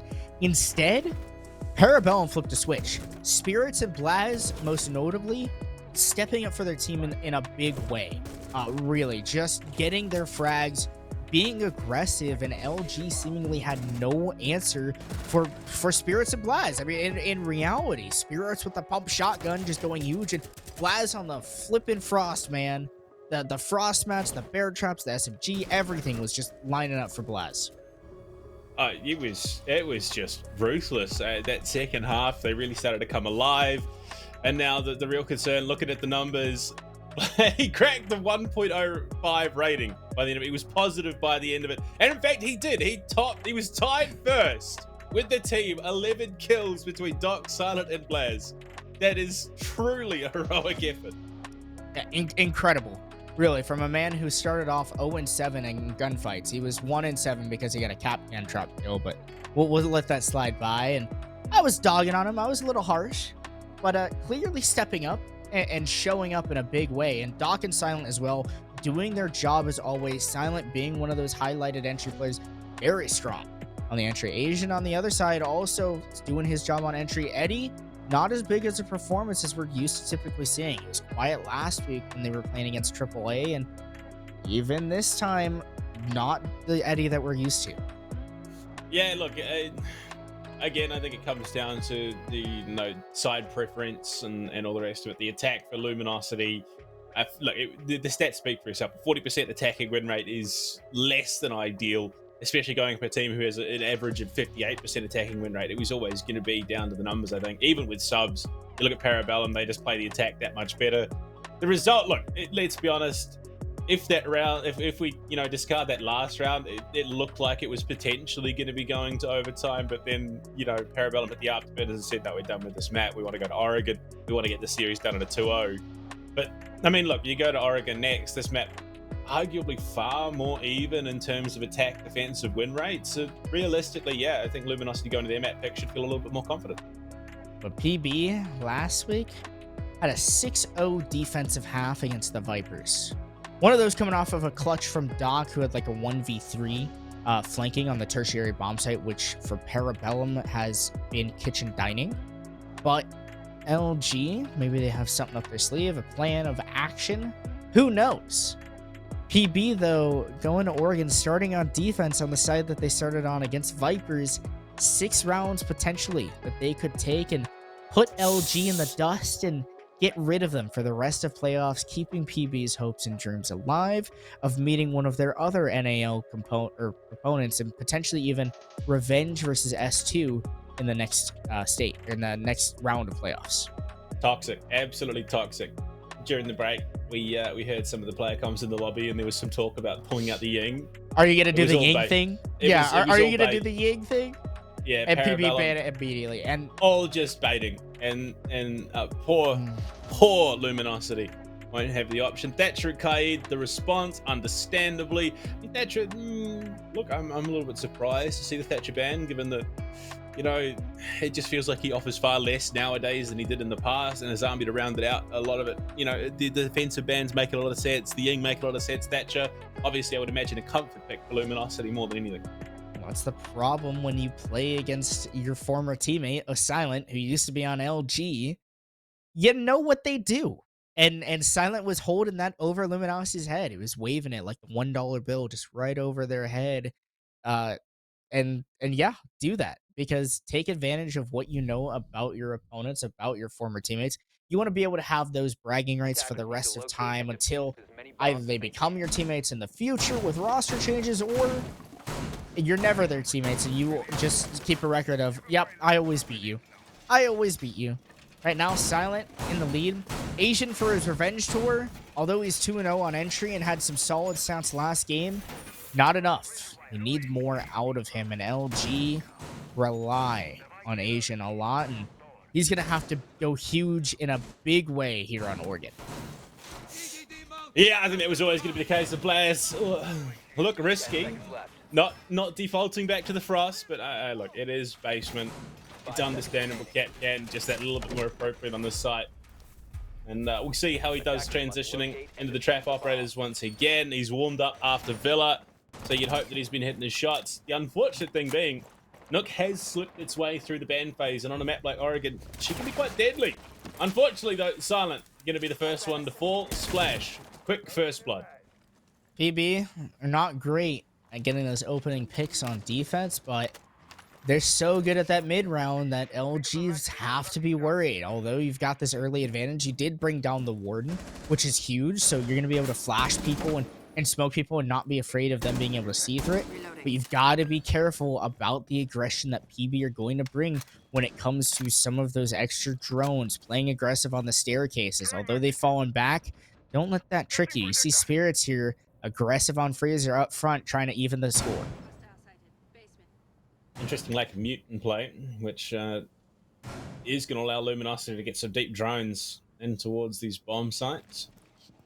Big info into Spirit, and they should have all the info they need to start getting these hatches done and dusted as well. 4 drones in play, though, Klimps, with a minute 50 on the clock, would be a little bit detrimental to Luminosity's approach. I'm curious as to why Blaz is feeling confident on the cap can again. I'm not trying to rile him up or anything, but No, what happened to the Frost, man? What happened to the Frost? Where's the Frost pick? You're popping off on the Frost, and now you're on the cap can? Like, what the hell? I mean, there are other sites where the Frost works, but basement, not necessarily one of those sites on Oregon where it does have the most natural of setups going to be coming into play. And Spirit, he's about to be pinched on. The shotgun could. In a clutch situation like that, Eddie getting too keen. Splash, much the same, will fall to Doc and his Whamite. So, with a minute remaining, player advantage there for Parabellum. They've got 2 toxic canisters as well. And the Nitro Cell in the hands of Blaz. This quickly is turned on a dime. Just as I said, PB, they were going to play aggressive. They were going to get those picks and bring themselves into the advantage when it comes to execute time. They did just that. Luminosity fell right into their trap. Didn't have the extra drones, didn't have the extra knowledge of where PB was playing and how far forward Spirits was in Freezer. And that's big, because now LG have less men to be able to complete this execute. They have a couple smoke grenades. Asian still has both frag grenades in pocket and needs to use those to try to clear up some of these positions being taken up by Parabellum. Notably, Doc here in the hallway denying this pillar walk down, but there's nothing from Parabellum. Nothing from LG at all to aid them in the execute. And Parabellum walk away with a freebie. Silent in chat immediately after the first round. And look, I think a justifiable statement after Villa. I definitely would be, questioning, are Luminosity potentially a little bit nervous going into Oregon, given how Villa played out towards the end of it? But look, only the first round, not the be-all and end-all. There is still 5 rounds and a half and more beyond going into the second that could, affect the result of the series. But it's something else that we haven't really talked about, Klimps. Valkyrie in play, and Doc absolutely loves himself a bit of Valkyrie. We'll be picking it up straight away. He does. He loves Valkyrie. I remember on Villa in their match versus Vipers. I reference that one a lot because that's the one where they promoted themselves to go into playoffs and played against a solid Vipers team. Doc went huge with the Valkyrie, and the black eye camera is facilitating so much information for defenders. I mean, you can throw them anywhere across the map, and any of your teammates can get on them at any time. LG have an easy choice in counters to deny that information in Dokkaebi and in IQ, but they're not bringing that out. They're not afraid of the Valk. They're going to continue to do their own thing, but Blaz is back on the Frost, baby. Yeah, and the second floor, much more comfortable site for the Frost to be in play. Players so far, 0-1. So the single assist has yet to really get too involved. Oh! Well, Doc absolutely slammed as Asia jumps through that shower's window, and that is another quick first blood in the second round.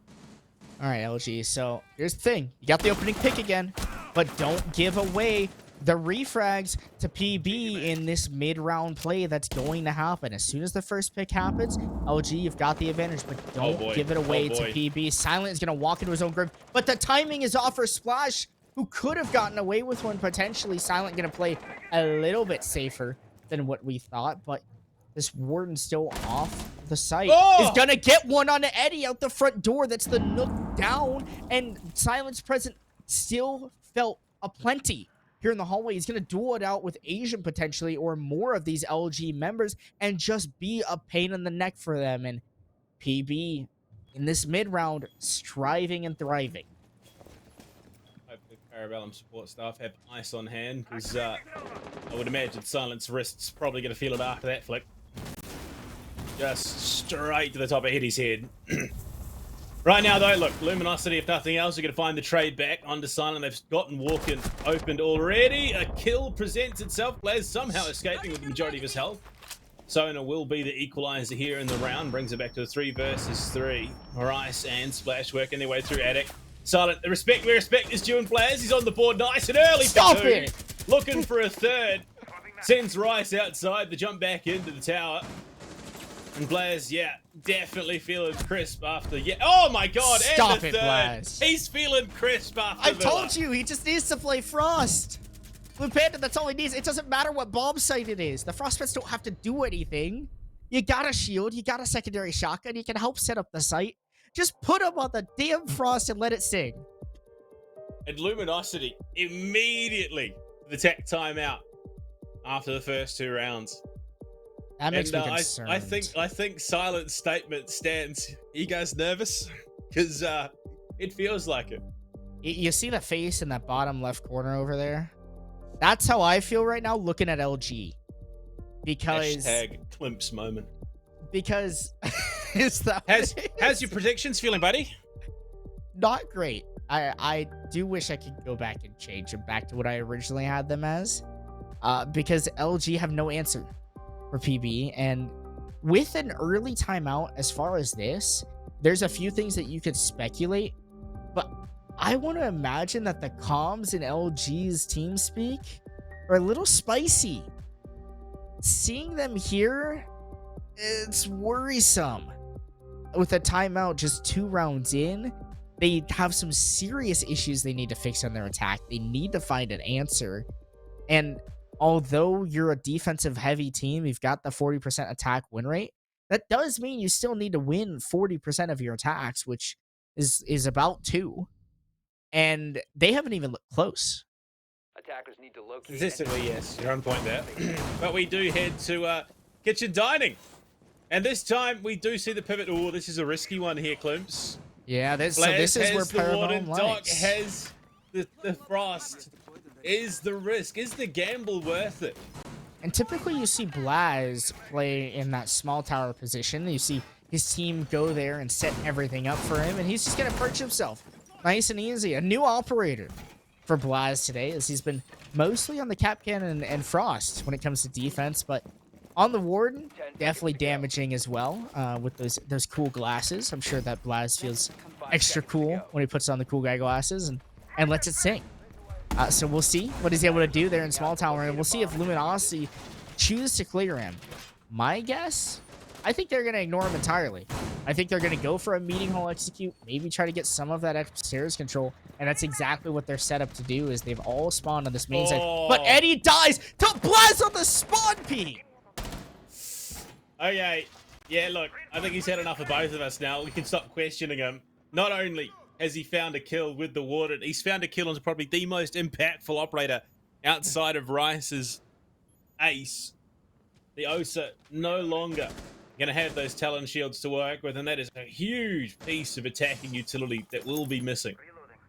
I'll tell you what, Doc is scary on the Frost too, because we saw him clutch up not once but twice here on this bomb site when Parabellum played Vipers just a week ago, and that's on the board as well, along with Blaz, who clearly is feeling something.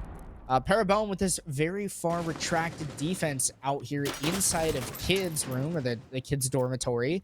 And they've got everything reinforced. They're locked up. They've got 3 bodies waiting for LG to come spilling right into them. And I don't think LG has the information. I mean, they're still droning out trophy. They're unsure of where these defenders are. Asian might be able to catch out this Wamai on the main stairs, or at the top of white stairs rather, if Sonar over peaks, but so far it's just a stare down. Are we about to see a case of siege timing here? It feels like it. Big shots from Silent to shut down Asian. And yes, siege timing. It feels like he was so focused in that tight white position. As soon as he presents himself to one of the 2 players in dorms, it is all over. And both of them going to retreat back down to the first floor. Rice in isolated and alone. So if he falls, that is diffuse control in the hands of the defense. This is looking pretty scary for Luminosity, who, if trajectory continues, are likely to end up down 0-3 here on Oregon. And this is after your timeout. This is a round you need to win. Just for the mental. Just for the mental fortitude. And they're not out of it. They've got a 3v5, and this is always a winnable situation in Siege. You have Rice, who has 2 drones. Silent will be down to Splash, but I'm not sure if Splash is actually aware of it. And it seems like Silent might even be in a position to get revived. Sonar to find a kill. Spirits will get slammed by Splash, so things looking a little bit better here for LG, more attainable. But there goes Splash, and now it's down to Rice to clutch a 1v3, essentially. Yeah. Not an ideal situation. I mean, he's got a decent gun for the AK-12. Pretty solid in a pinch.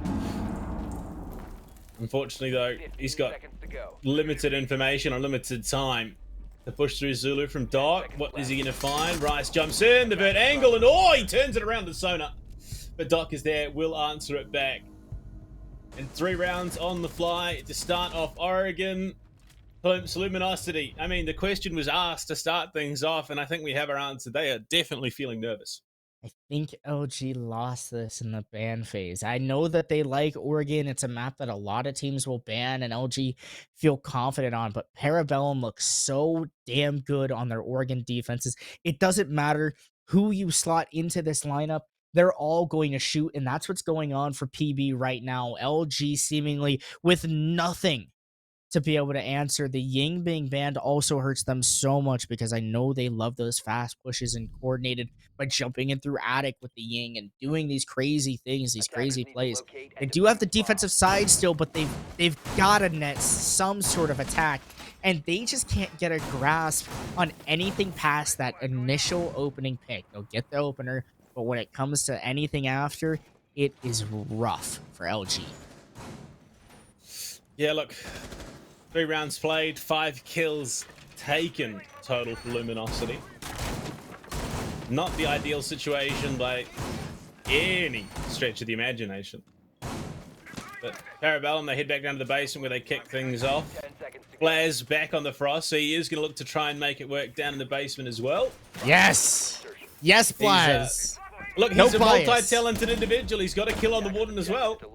No bias. But I'm just rooting for Blaz at this point on the Frost, just for the jokes. Just for the jokes, because why not? Why not? Seemingly, the Frost Mets can be impactful anywhere, because what if you're trying to aim at something and you just happen to step into one? That's something that a lot of players will do. But LG, back to their attacking struggles and the focus on their attacks. I mean, Parabellum aren't even bringing out like a Solus or a Mute or a Mozzie, anything to deny the information, but it's still not getting there to what it needs to be. Luminosity having this big issue right now with figuring out exactly where Parabellum are and how to deal with them. They have no clue. There's no plan of action being created by LG on their attacks for a solution. They've got to identify the problem and then make a solution for that problem while still understanding what that problem has become, because Parabellum continuing to change the scenery of what that problem is why LG have not found themselves to be too successful. Yeah. I mean, I think, honestly, if they drop this round as well, that's a lot of momentum going Parabellum's way, and the 4-2 split not impossible to overcome, but that amount of momentum is definitely going to more than likely transition into a 5th round as well. And you look at the default plant position covered by not 1 but 2 frost mats, in fact, just out that E-box door. On top of that, you got Spirit holding the stairs once again. Luminosity are about to run to the meat grinder, and I don't think they even know it. I've never seen LG struggle this much on their attacks. They've just got to get a good foothold into what the bomb site looks like and get a strong, solid execute. They look poised and set up to do so. They've done a good job on the roam clear, getting these defenders back to the bomb site. No damage exchanged, only drones for positioning of the map and map control. The hatches have been opened up, so it's possible here for LG to walk away with this round. They have everything they need to be able to be successful. They just got to execute, and it's going to start off with Splash getting that opening pick on a sonar. Not the end of the world, though. I mean, it's just a Jaeger. You can quite comfortably function without him. He's got his utility down already. It's just a gun that's off the board. The Luminosity still not through with the plan. Silent goes down as Spirit claims Rice's life. Players on for one more as Julian falls. It's all coming together, but Asian walks in. Claims both Spirit and Silent for himself. Blaze and Doc to clutch up. They top the leaderboards in that last map. 11 kills apiece. So there's very much a possibility they can do it again. Shots are on. Eddie, a known quantity now. They rotate through. Doc goes down, but he does find the kill on his Splash. 2 versus 1. Asian on the plant. Blaze swings for 1. No way! No! Asian, what a clutch. What a shot by the Yana to be able to bring that round for their team. And that is a huge momentum boost, morale boost, everything boost for LG. They waited for their time to strike. They faked the rotation out of blue, forcing Sonar, or no, not Sonar, the blue player out of position. It may have been Doc, who was on the Wamai, out of that position just long enough, just enough off of that deployable shield to make them believe that Parabellum wasn't going to go hit that dirt elbow construction area, and ended up finding their way into the bomb site just narrowly. That trade onto Doc was huge for LG, being able to trade bodies out, trade their life out for a down, and that set Blaz into a 1v2 in which he just wasn't able to clutch it out due to Asian barely getting off the plant in time. I mean, if the shots lined up for Blaz, so be it. It was a done round for LG. They were going to lose that one for sure, but PB not able to handle it there at the very end, and Asian trying to carry his team through this thing. I mean, realistically, I think it was a damned if you do, damned if you don't situation. He had to go for the kill on the player covering the plant because they were already staring him down, and Asian is just cracked. So it was just an unfortunate situation, but they've still got 2 more rounds, this and the next, to play with, and they've still got the lead. And realistically, yeah, it's a stall on momentum, but Parabellum, if nothing else, will prove that they are incredibly capable when it comes to Oregon defense. I like the adaptation here, though, from Luminosity. Bringing the Flores. Not seen the Rotero drones be brought out. I believe he was banned on Villa, if I recall correctly. And here on Oregon, left up due to the Thatcher ban and the Ying ban. So obviously leaving operators like Nook, like Flores up on the board. That's really good for the attack, because now you can destroy more of those deployable shields and a lot of that utility Blaz to fall early in the round. 2. Julian, who's actually repelling in a T3. Also, first kill on the board for Julian. He's been shut down a little bit. Almost a mirror of what we saw out of Parabellum in that first map. So, finally on the board. Will keep the Flores in play as well, which is a huge asset to still have in play. You know what? It's Eddie's turn. Eddie, start picking a gun, man. Start going off. It's your turn to do what Blaz did in map 1 and turn things around. I believe in you. I believe in you, Eddie. I want map 3 out of LG. I think it's very doable. It's very possible. I think that after that round win and this opening pick, they've got a good shot. They just got to transition this to a round win. Now with the advantage, with the utility in hand, they got to get this execute underway. Spirit's taking a lot of damage and falling to Splash. That is big. It's actually Sonar who fell. Spirit's on such low HP. He's not going to be as confident in peeking some of those things with that M590. Not able to trade that HP for shotgun blast ratio and things. For Parabellum on their second attempt of defense in the basement in a row, not as good as the first time around. Long range shot from Doc does finally finish off Julian, but there's still a 4 versus 3. Spirit holding on for dear life. And that's a big kill to bring it back to even. Silent dropping Rice. in these key parts of the board. Now removed. Splash, though. He's absolutely going to demolish Silent through that soft wall. Spirit, what can he do? Splash, tanking some damage. Doc, oh, this could be Siege timing at its finest, and it is. That's Diff Control. Spirit falls, but Doc, he can't clutch it up again. And it's Asian 2 rounds in a row. Same site to clutch up the victory.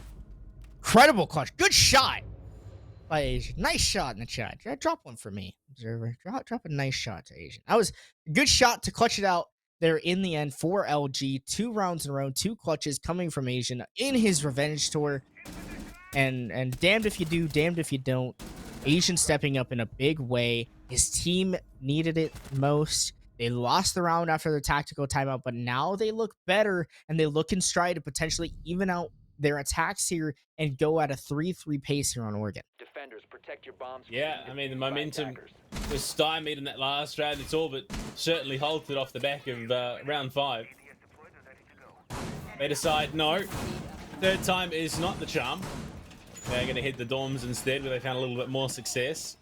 But Asian definitely feels like he is dragging his team kicking and screaming here in the first half. You know what? Splash is playing very well, too. For someone who's struggled, I feel like, in the last couple weeks of SCS, him finally finding the scoreboard, starting to show up for their team, incredible. That is what LG needs, especially when someone like Eddie, who's having a quiet day so far. This is good for Eddie. This is, or not good for Eddie, but this is good for LG to have someone else go fill that shoe in. If Eddie can start to find those frags and find his way, just to make a change for the better and end up getting some of their kills against PB, LG are going to be in a very good position to win their map pick and send us to map 3 of Chalet.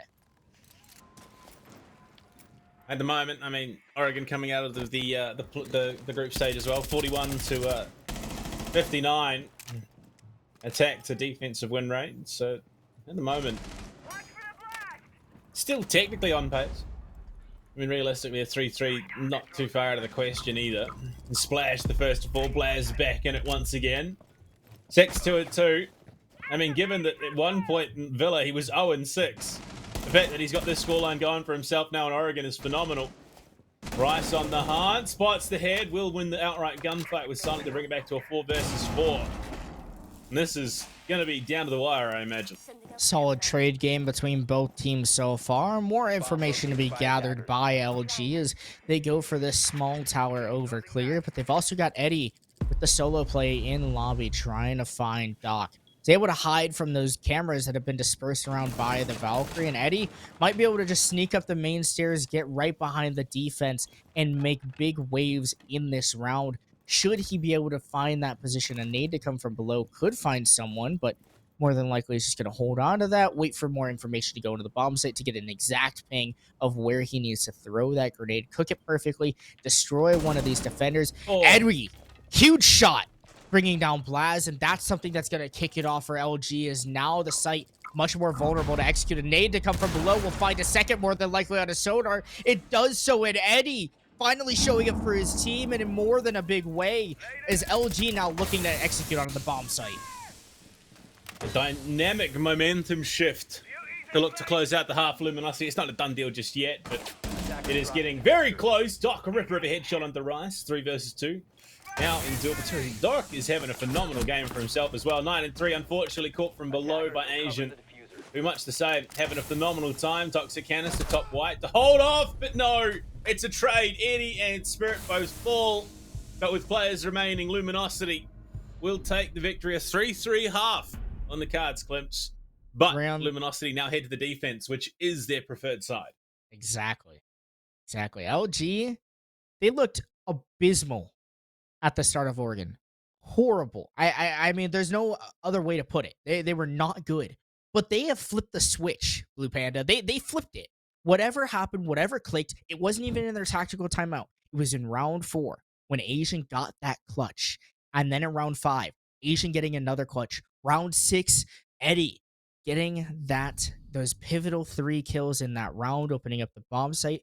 Those are the things that changed for LG. They're getting that momentum back in favor, and Parabellum now looking in on the back foot as they've got to attack Oregon. Their attacks are solid on this map. We saw them against S2 in week 1 take 3 rounds and be able to split things out evenly.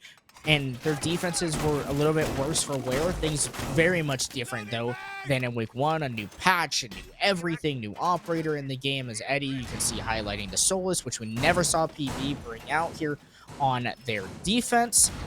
LG now in the driver's seat, on their map pick, on their comfort side.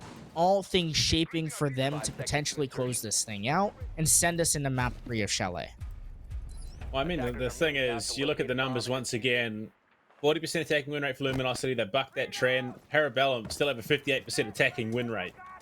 So, I mean, realistically, there's still every possibility they can close the map out here, even on Oregon. So far, nothing crazy out of the ordinary that we're seeing in the defensive lineups, or the attacking lineup for that matter. Pretty much cookie cutter stuff across the board, but Doc, with the buck rather, he's got a great gun for it, and he could do a lot of damage here if he plays this right. Yeah, more than likely could be extremely deadly. But look at all this information that Eddie is able to grab. He sees 2 of these players on drones, shoots the drones as well. Incredible use of the Solus to just understand where the information, where the take is coming from PB, and being able to act on his teammates to tell them where to go. Silent losing his life early on to kick to Julian. That is not good for PB, considering Silent is usually that guy finding the opening pick, but as Spirits instead stepping up in a big way, takes down Asian, takes down Splash, the Warden, and the Wamai off the board. WW no longer there, and PB, that mid-round play and mid-round presence, looking good yet again. No more magnets, no more glasses. Again, 2 very big picks for Spirit to find, and the second one very much just spoon-fed to him. All he had to do was sit there and hold the angle. Eddie backs himself back down the tower stairs. Players hot on his heels. He might even go for the re-attempt here, but Spirit, again, backs off at the perfect moment. Siege timing not working out in Eddie's favour for the moment, but the fact that 2 quick picks off the board early with Parabellum still having over a minute left to play with is a very, very good sign. Smart plays being made here by PB, but also by LG. Eddie to be aggressive, waste a little bit more time, and then get out. Force Parabellum to double and triple check all of those little angles and potential positions that you could hide in inside a small tower. But here's where PB are set up in such a good way. 8 flashbangs. Bad math. 8 flashbangs, now 7 to go in for this execute, as well as grenades and other things that could leverage their way on in the bomb side. A C4 misses from Julian, and now here comes the flood and onslaught from PB. But it's Eddie to step up in a big way from Harry Potter. Sonar able to get the refrag, but now comes the execute, and Sonar has forced so far deep on in, separated from Blaz and his fellow companion. LG guys still stacked up together, both with shotguns, both with SMG-11s, the same kit. And now it's time for either team to clutch up and step up and clutch out. Sonar with the swing will bring down Julian. So now it comes down to Rice, one of the more clutch potential factors, able to bring down Blaz, and now has to go kill the sub of Sonar, who gets on the plane, and Rice to clutch it out. The 2v1 from Rice. Huge effort by LG, winning out their first defensive round of this half. Yeah, that one's going to sting a little bit for Parabellum. That could have been the play, but unfortunately just presented Rice the opportunity to clutch up. I mean, the one saving grace, I think, if nothing else, Parabellum still has that tack timeout. Should things get a bit too dire going into the second half, but Luminosity don't have that luxury, unfortunately. They burnt it early after losing the first 2 rounds. Heading up to dorms. Look, I don't know what the game plan is for Parabellum here. That was a pretty brutal round to lose. Well, when is enough Parabellum? You had everything. You had all the utility for the execute. You had it all set up. You had information. You had plenty of drones. You had the time. You had it all. You've lost 4 rounds in a row now to a Luminosity team that has, since their beginning 3 rounds here on Oregon, exploded into a completely different roster, more confident than ever and looking better than ever. When is enough? When are you going to take that tactical timeout, reinforce the ideologies that are brought out by the team, get a little bit of hype in there? Sure, you've got some different players playing in your roster and filling in here for this match, but there's got to be something that the coach of VBM is seeing in PB to make the adjustment that they need. They need to make some sort of adjustment against LG because what they're doing right now is not working, and LG has flipped the switch and things are clicking for this team. There it is. I think you're right. Chalet hot on the horizon here of Parabellum. Don't change the momentum of this map. Blaz on the Iana. I mean, he was 6-1 at one point. Now he's 6-4. So we're seeing almost the reverse of Villa. And that things are quickly going downhill for him. Drones are getting information here for Parabellum, but quickly being found out. They are halfway through their drone pool, Glimpse, and there's over 2 minutes to play here. That's bleak. Yeah, 40 seconds and 5 drones left already. Doc not having any of those, and I know he's a player that relies heavily on some of those drones. Spirits, though, does bring down Eddie, so that's a good kill for PB. They've got the opener, but they had the opener before, and they've lost that advantage before, so they've got to take advantage of this moment of the utility that they have. Sure, their lack for drones. Ooh. Asian? Spirits? What? The flick onto the man inside of Attic. The pick up falling, and Julian will go for a little flight there as he gets that master wall closed and reinforced off, losing his life, but sacrificing almost in a good manner because now that that wall has been closed back up, surely to be opened by PB, but you're going to force that utility to be used, which is huge if you're LG. Not a single drone in play, though, with 1:20 on the clock. So they are literally, rough. You've got the Gemini, and that's still regenerating currently. There is a single drone, and it was in the pockets of Spirit.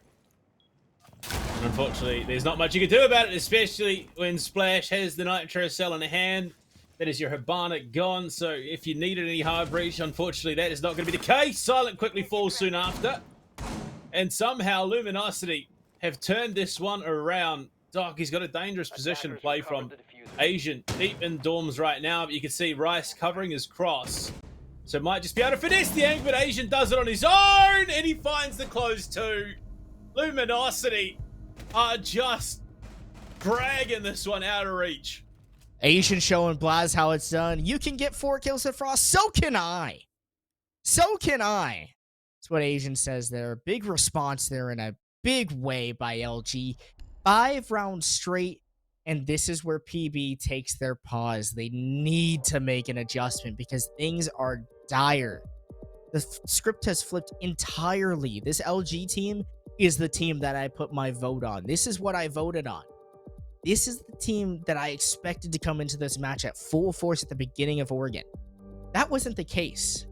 But now that they've turned things around, they look so damn good. And Parabellum just has a lack of any response as of now. Yeah. This is looking a bit bleak.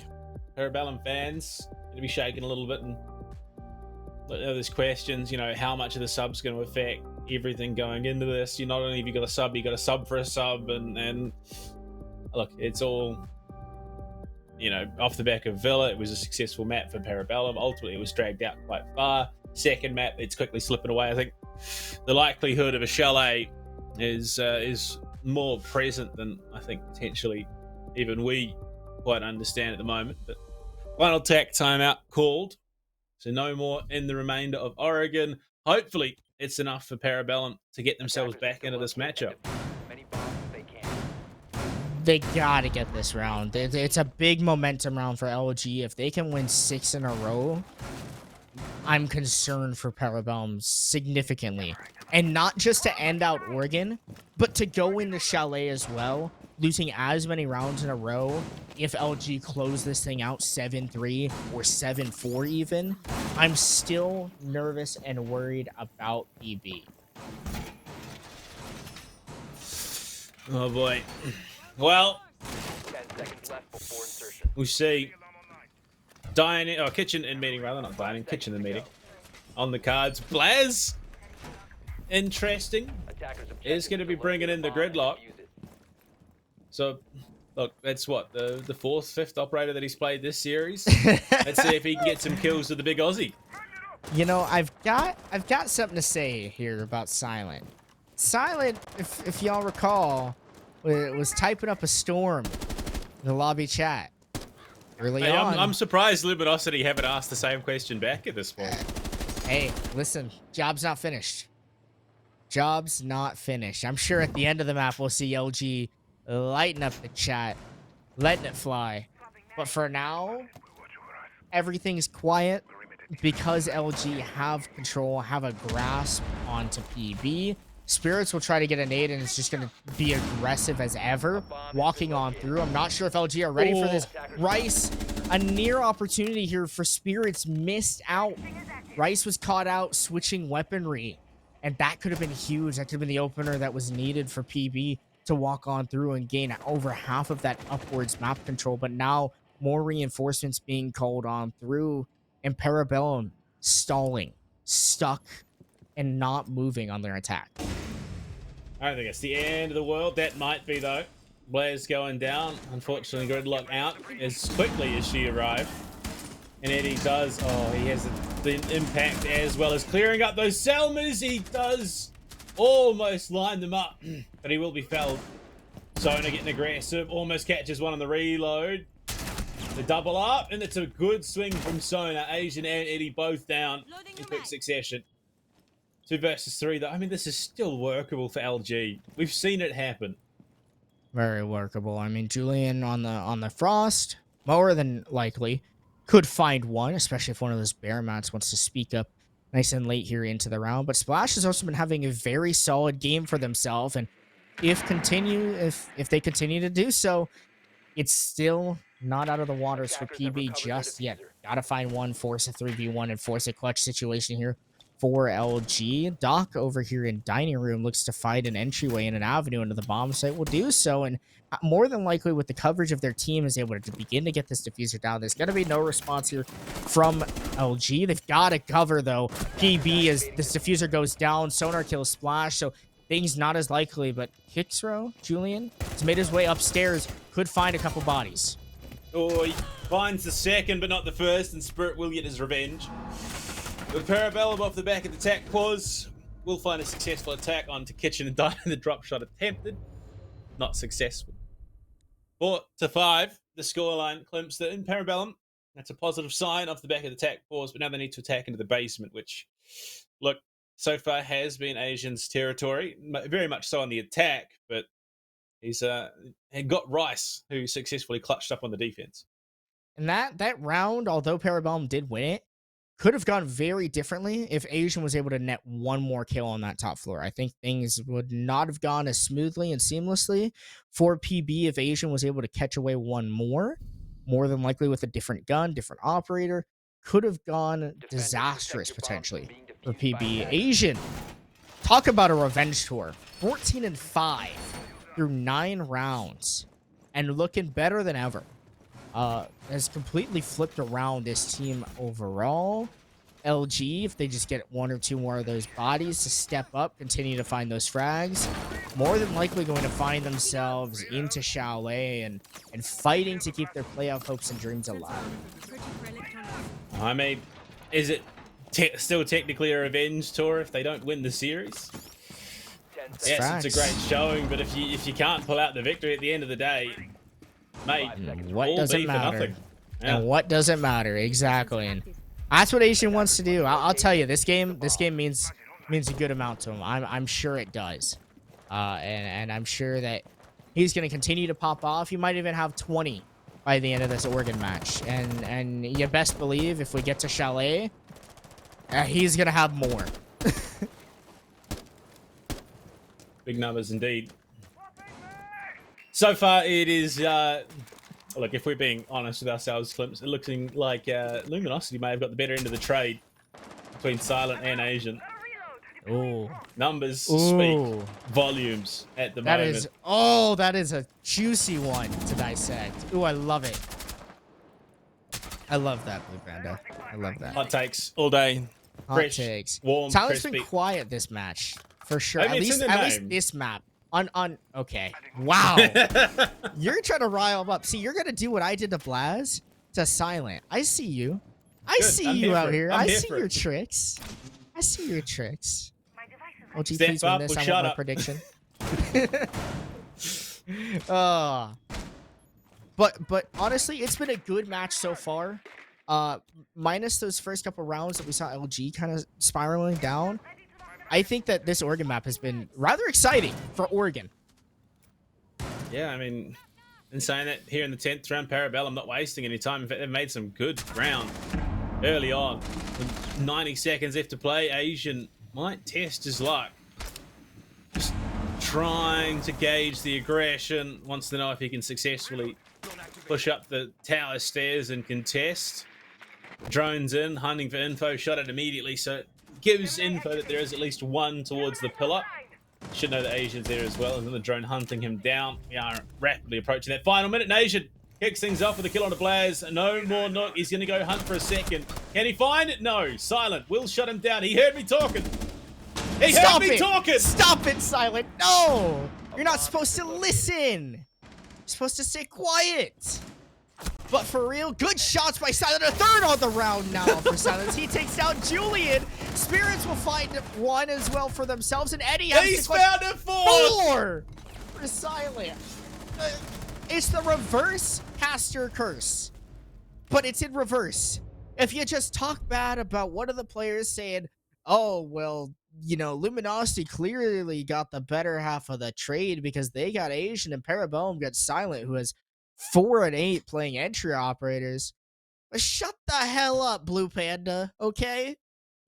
Honestly, Silent just showed Parabellum up. at this point needs to hire a demotivational coach. Just sit there and talk smack about the players behind their back. And then watch him get a 4K. Yeah, I mean, look, it's happened twice now. It's just, numbers don't lie. And Silent, all of a sudden, he's doubled his kills for the map too, off the back of that round. And now it looks like he hasn't had like a rough map at all. And everything we've just said is completely invalidated. He said, I'm erasing the past. He took out that big white magic eraser and just cleared everything. Well, now every single member of Parabellum is positive. That's Positive the or wild thing. even. Positive or even. Even Sonar, who didn't show up much on Villa. 7 and 7 here on Oregon. And hey, that's what you want when you've got someone stepping in for you, substituting. You want those players to be popping off. I mean, look at Spirits. He's at top of the leaderboard. Sonar maybe someone who doesn't get around with comp as much as he quite used to. Still has that gun skill, still has that experience that can flourish out. Spirits, though, definitely a stone cold gunner, and clearly isn't able to do so as of now. LG starting to lose some of those rounds that they had gained. They had 5 in a row, but PB with 2 unanswered. Tech timeout definitely proving fruitful. But, I mean, we're guaranteed minimum regulation here in Oregon. Whether or not that results in us going to overtime will be yet to be seen. Eddie getting some big information off the scan there. Was anticipating a jump out to try and deal with Blaz, but not going to be going for it. Instead, we'll just play it a little bit safer. What is that angle that Asian's watching? He's just staring straight up on the tower stairs, and he's going to die for it too. And that could be the first domino to fall that allows Parabellum to take map point here. That could be the straw that broke the camel's back. Oh, LG, Soda. Eddie to fall as well. And it comes down to 3 members of LG to try to hang on to their defense. Now, they've got a round to play What was with. it you were saying about Sona? He's having a quiet game. We No. gotta stop doing this. No. Like, Parabellum, at this point, we start charging. Like, it's ridiculous. You know what? I'm with you. We can Oh, charge no. them all a fee. Oh, no. Doc's gonna get a freebie on the splash, trying to flank and be too aggressive. LG are trying to make hero plays and make something happen, and things aren't looking great for them. Sonar is alive somehow. Spirits will take down Kicksrow, and with Oh the my God. shotgun, he's gonna long range it on a Rice. Well, look. It's never over until it's over. In fact, it's not over till the paperwork's done. There's 1 round remaining in regulation. 1 round for Luminosity to potentially take us to overtime. But Clemps, where did they go? It looks like they're going to double down on the basement bomb site, which Parabellum arguably just dismantled. This, I mean, the fact that Spirit got the final kill with a skeleton key speaks to just how comfortably they were in and contesting the site. But One more round. Defenders, protect the Chance at bombs overtime from on the being taken cards. by attackers. Luminosity fighting for their lives at the moment. It's just a roller coaster of emotions for me right now. Like, I don't know if I should smile, cry, laugh, breathe. I don't know. It's all craziness. I mean, hell is breaking loose on this map. You saw Parabellum so dominant out the floodgates. LG 5 rounds in a row. And now PB with another 3 in a row to send themselves on the match point, series point at that. And LG, 10 seconds no left more before hero insertion. plays. Asian, your life is too valuable. You cannot die early. Your team needs you. Eddie, Julian, Attackers are Rice, moving out to locate a bomb. Splash. Someone has to step up and help out Asian if you guys want to stay in and go to semifinals potentially. At that, you still got to get through Chalet if you do get there, but PB right now, they've got that momentum yet again, and they are firing on all cylinders. Whatever was told to them in that tactical timeout, flipped the other switch. And LG has no more timeout. They have nothing that they can say. They've got to make the adaptation now. The question now becomes again, are Luminosity nervous? It seems that maybe that has crept back into the way that they're playing.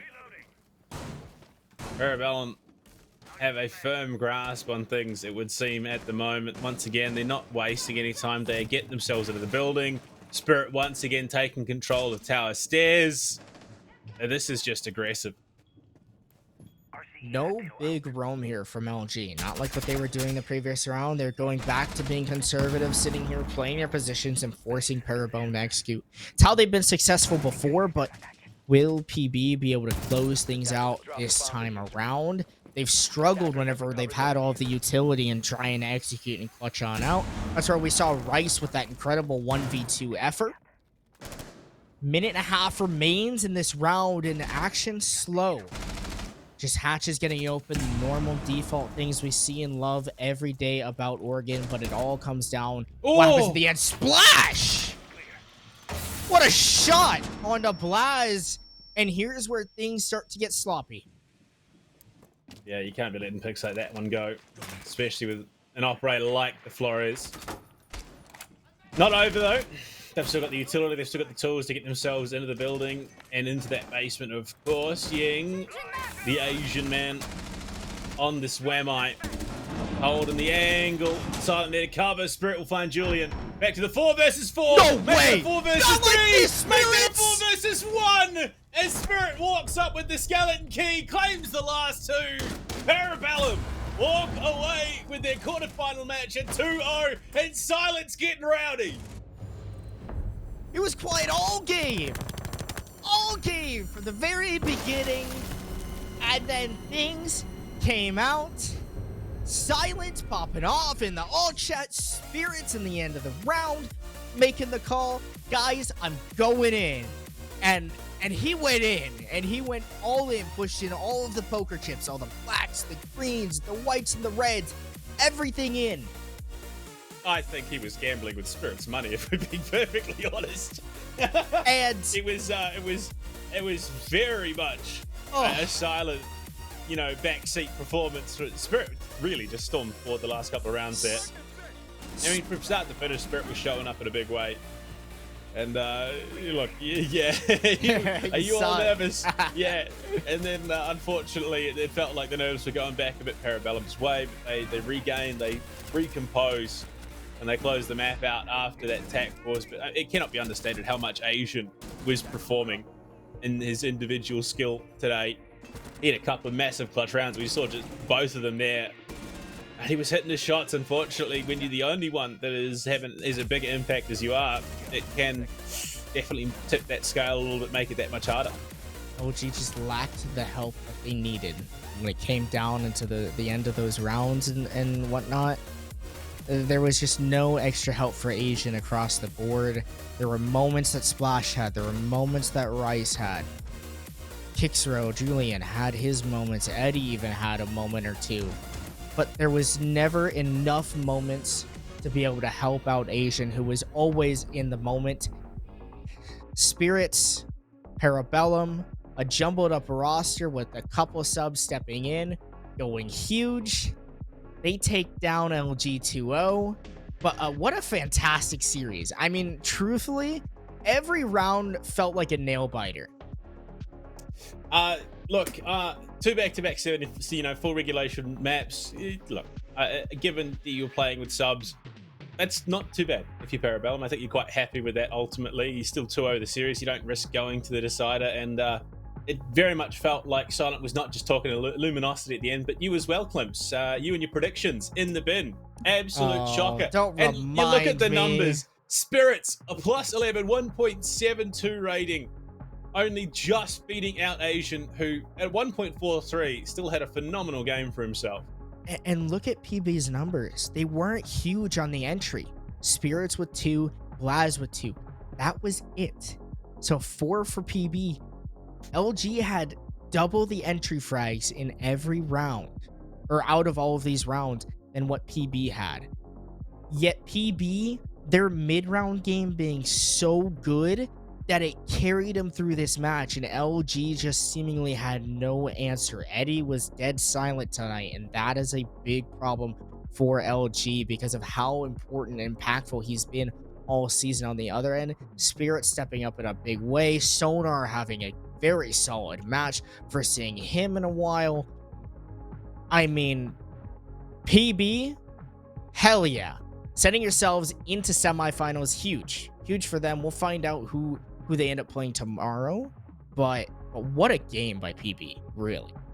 Yeah, I mean, you mentioned his name and he shall appear. Let's get him in for a chat. Sona coming in for the interview to close out what was a very, very impressive series. Welcome to the interview, Sona. Look, let's break it down. It wasn't the cleanest of series given that you guys were playing with subs, but how do you guys felt that you went ultimately playing without your core 5? I mean, it worked out, so I can't really complain. Can't complain too much about that. And look, let's talk about the elephant in the room. Map 1, Blaz was having a bit of a rough time. Yeah, in fact, the boys felt like they plateaued a little bit. But what was being said in the comms that brought you back? Because you really closed that one out strong. I mean, Blaz was like, I have to get kills, and Spirits was like, I have to get kills, and then they did it, and that was about all it was. We just had fun the whole time. And one very notable event throughout that second match, Silent getting in all chat, asking Luminosity if they were feeling nervous. Definitely felt like you guys got a bit nervous in the middle portion of that map. Asian got some big clutches against you guys. Were you concerned at all that it maybe was going to shallow? No, because I feel like when you start doubting yourself is when you start losing. So you can't doubt yourself. You have to just remain confident. And Silent's got to talk trash to his friends a little bit. So. Yeah, look, I mean, given that obviously he was the one that carried your team. Oh wait, no, that was Spirit. That's right. He had a massive game. But I mean, talk about it. Spirit coming in second game, he definitely was feeling confident about what was going on. Playing with those subs, is it just a case of you guys are that friendly? You guys know each other? Or is it you picked him specifically because you knew he could step up like that? Yeah, well, I've known Zach for like 5 years, so as well as like Doc and all them. I lived in Vegas with them. So. Obviously. Oh, no, I think I've lost him. Hello? Oh. We good? I don't know what's gone. There you're back. You're back. There we go. All right. Sorry, we lost the last little bit there. Yeah, basically just like we had like I've known everyone on the team for a while, so it all kind of worked out. Well, look, you now go up against the winners of S2 Esports or Aerial Rise Academy. Look, of the two, which do you prefer to potentially play up against in the semifinals? Well, I won't be playing. So I mean, as a team. As a team, I feel like either team we play, we can. Confidence is key. But look, Sona, we'll give it over to you. We'll let you shout out anyone that you want to thank off the back of your performance today. Thanks to VBM. He does a lot behind the scenes, so he's a great coach. All right, thank you very much for joining us. We'll let you head off and celebrate your victory with the team. Rest assured, we'll be seeing more of Parabellum in the semi-finals. And look, Clips coming back into it, mate. It was a hell of a show. Very exciting stuff. Like you said, it was a great series. And you look at the overall numbers, of course. Spirits, I mean, 1.34 overall, 25 and 14. And look, Sona, he may have stepped in as a sub, but he still put up some numbers. For sure. The whole Parabellum team was stepping in with numbers. The only person negative being Sonar, and that I would like, I don't want to taint Sonar's name and be like that's expected, but it's not expected of him to go into this position and perform in a huge way, not in the Spirits way, the Doc way, the Silent way, the Blaz way. You're not expecting Sonar to come in here and start carrying everyone. I mean, to be fair, he had the and he highest played headshot well. percentage of everyone, so And he was hitting some big shots. Exactly. He'd like, to not discredit him at all, he played very well. It was a rocky villa for him, but when it came to Oregon, he stepped up, and I think that his team very much needed him in that capacity, in that situation. I hate to sound like a broken record. Parabellum, not incredible on the entry picks. I mean, look at Blaz, 3 and 8 on entry, but they were able to recuperate and come back in so many of these mid-round engagements and set themselves up for success when it came to the execute, whether it was on attack, whether it was on defense. They just played lights out when it came to that minute 30-second mark and below. Well, I mean, you look at the entry stats as a whole, 15 entry picks for Luminosity to the 9 of Parabellum, and Parabellum still won it out. Is a pretty impressive stat, given how impactful those opening picks can be. But look, Luminosity, this is not them done, of course. Done for, yes, SCS Season 7, but there is big things I imagine in their future. Yeah, I think with some more practice and some new things come through, a little break from comp, coming back into things, I think LG will be in a good place for sure. I think they're a strong roster, a lot of talent across the board. Got to figure out a few things. They had a good season, they had a good run. Making it into playoffs is a big thing. Just not able to close it out, unfortunately, for the LG guys. But it's been fun casting them throughout the entire season, watching them grow, watching them struggle. Same for Parabellum, watching them grow, watching them struggle. They move on. They'll move on to semifinals, which will be played on Thursday. Blue Panda, unless you have anything else, I say we throw it over to V and to Carter and let them take over. Cleeps, I am shocked and upset. That is our next series, Astralis versus OXG. Hell yeah! Possibly the biggest matchup of the season. Only one can progress. When we come back from the break, like you said, we're handing over some absolute experts who'll break down the game, carry you all through it. We'll see you guys soon. Call-outs on a double, though, and he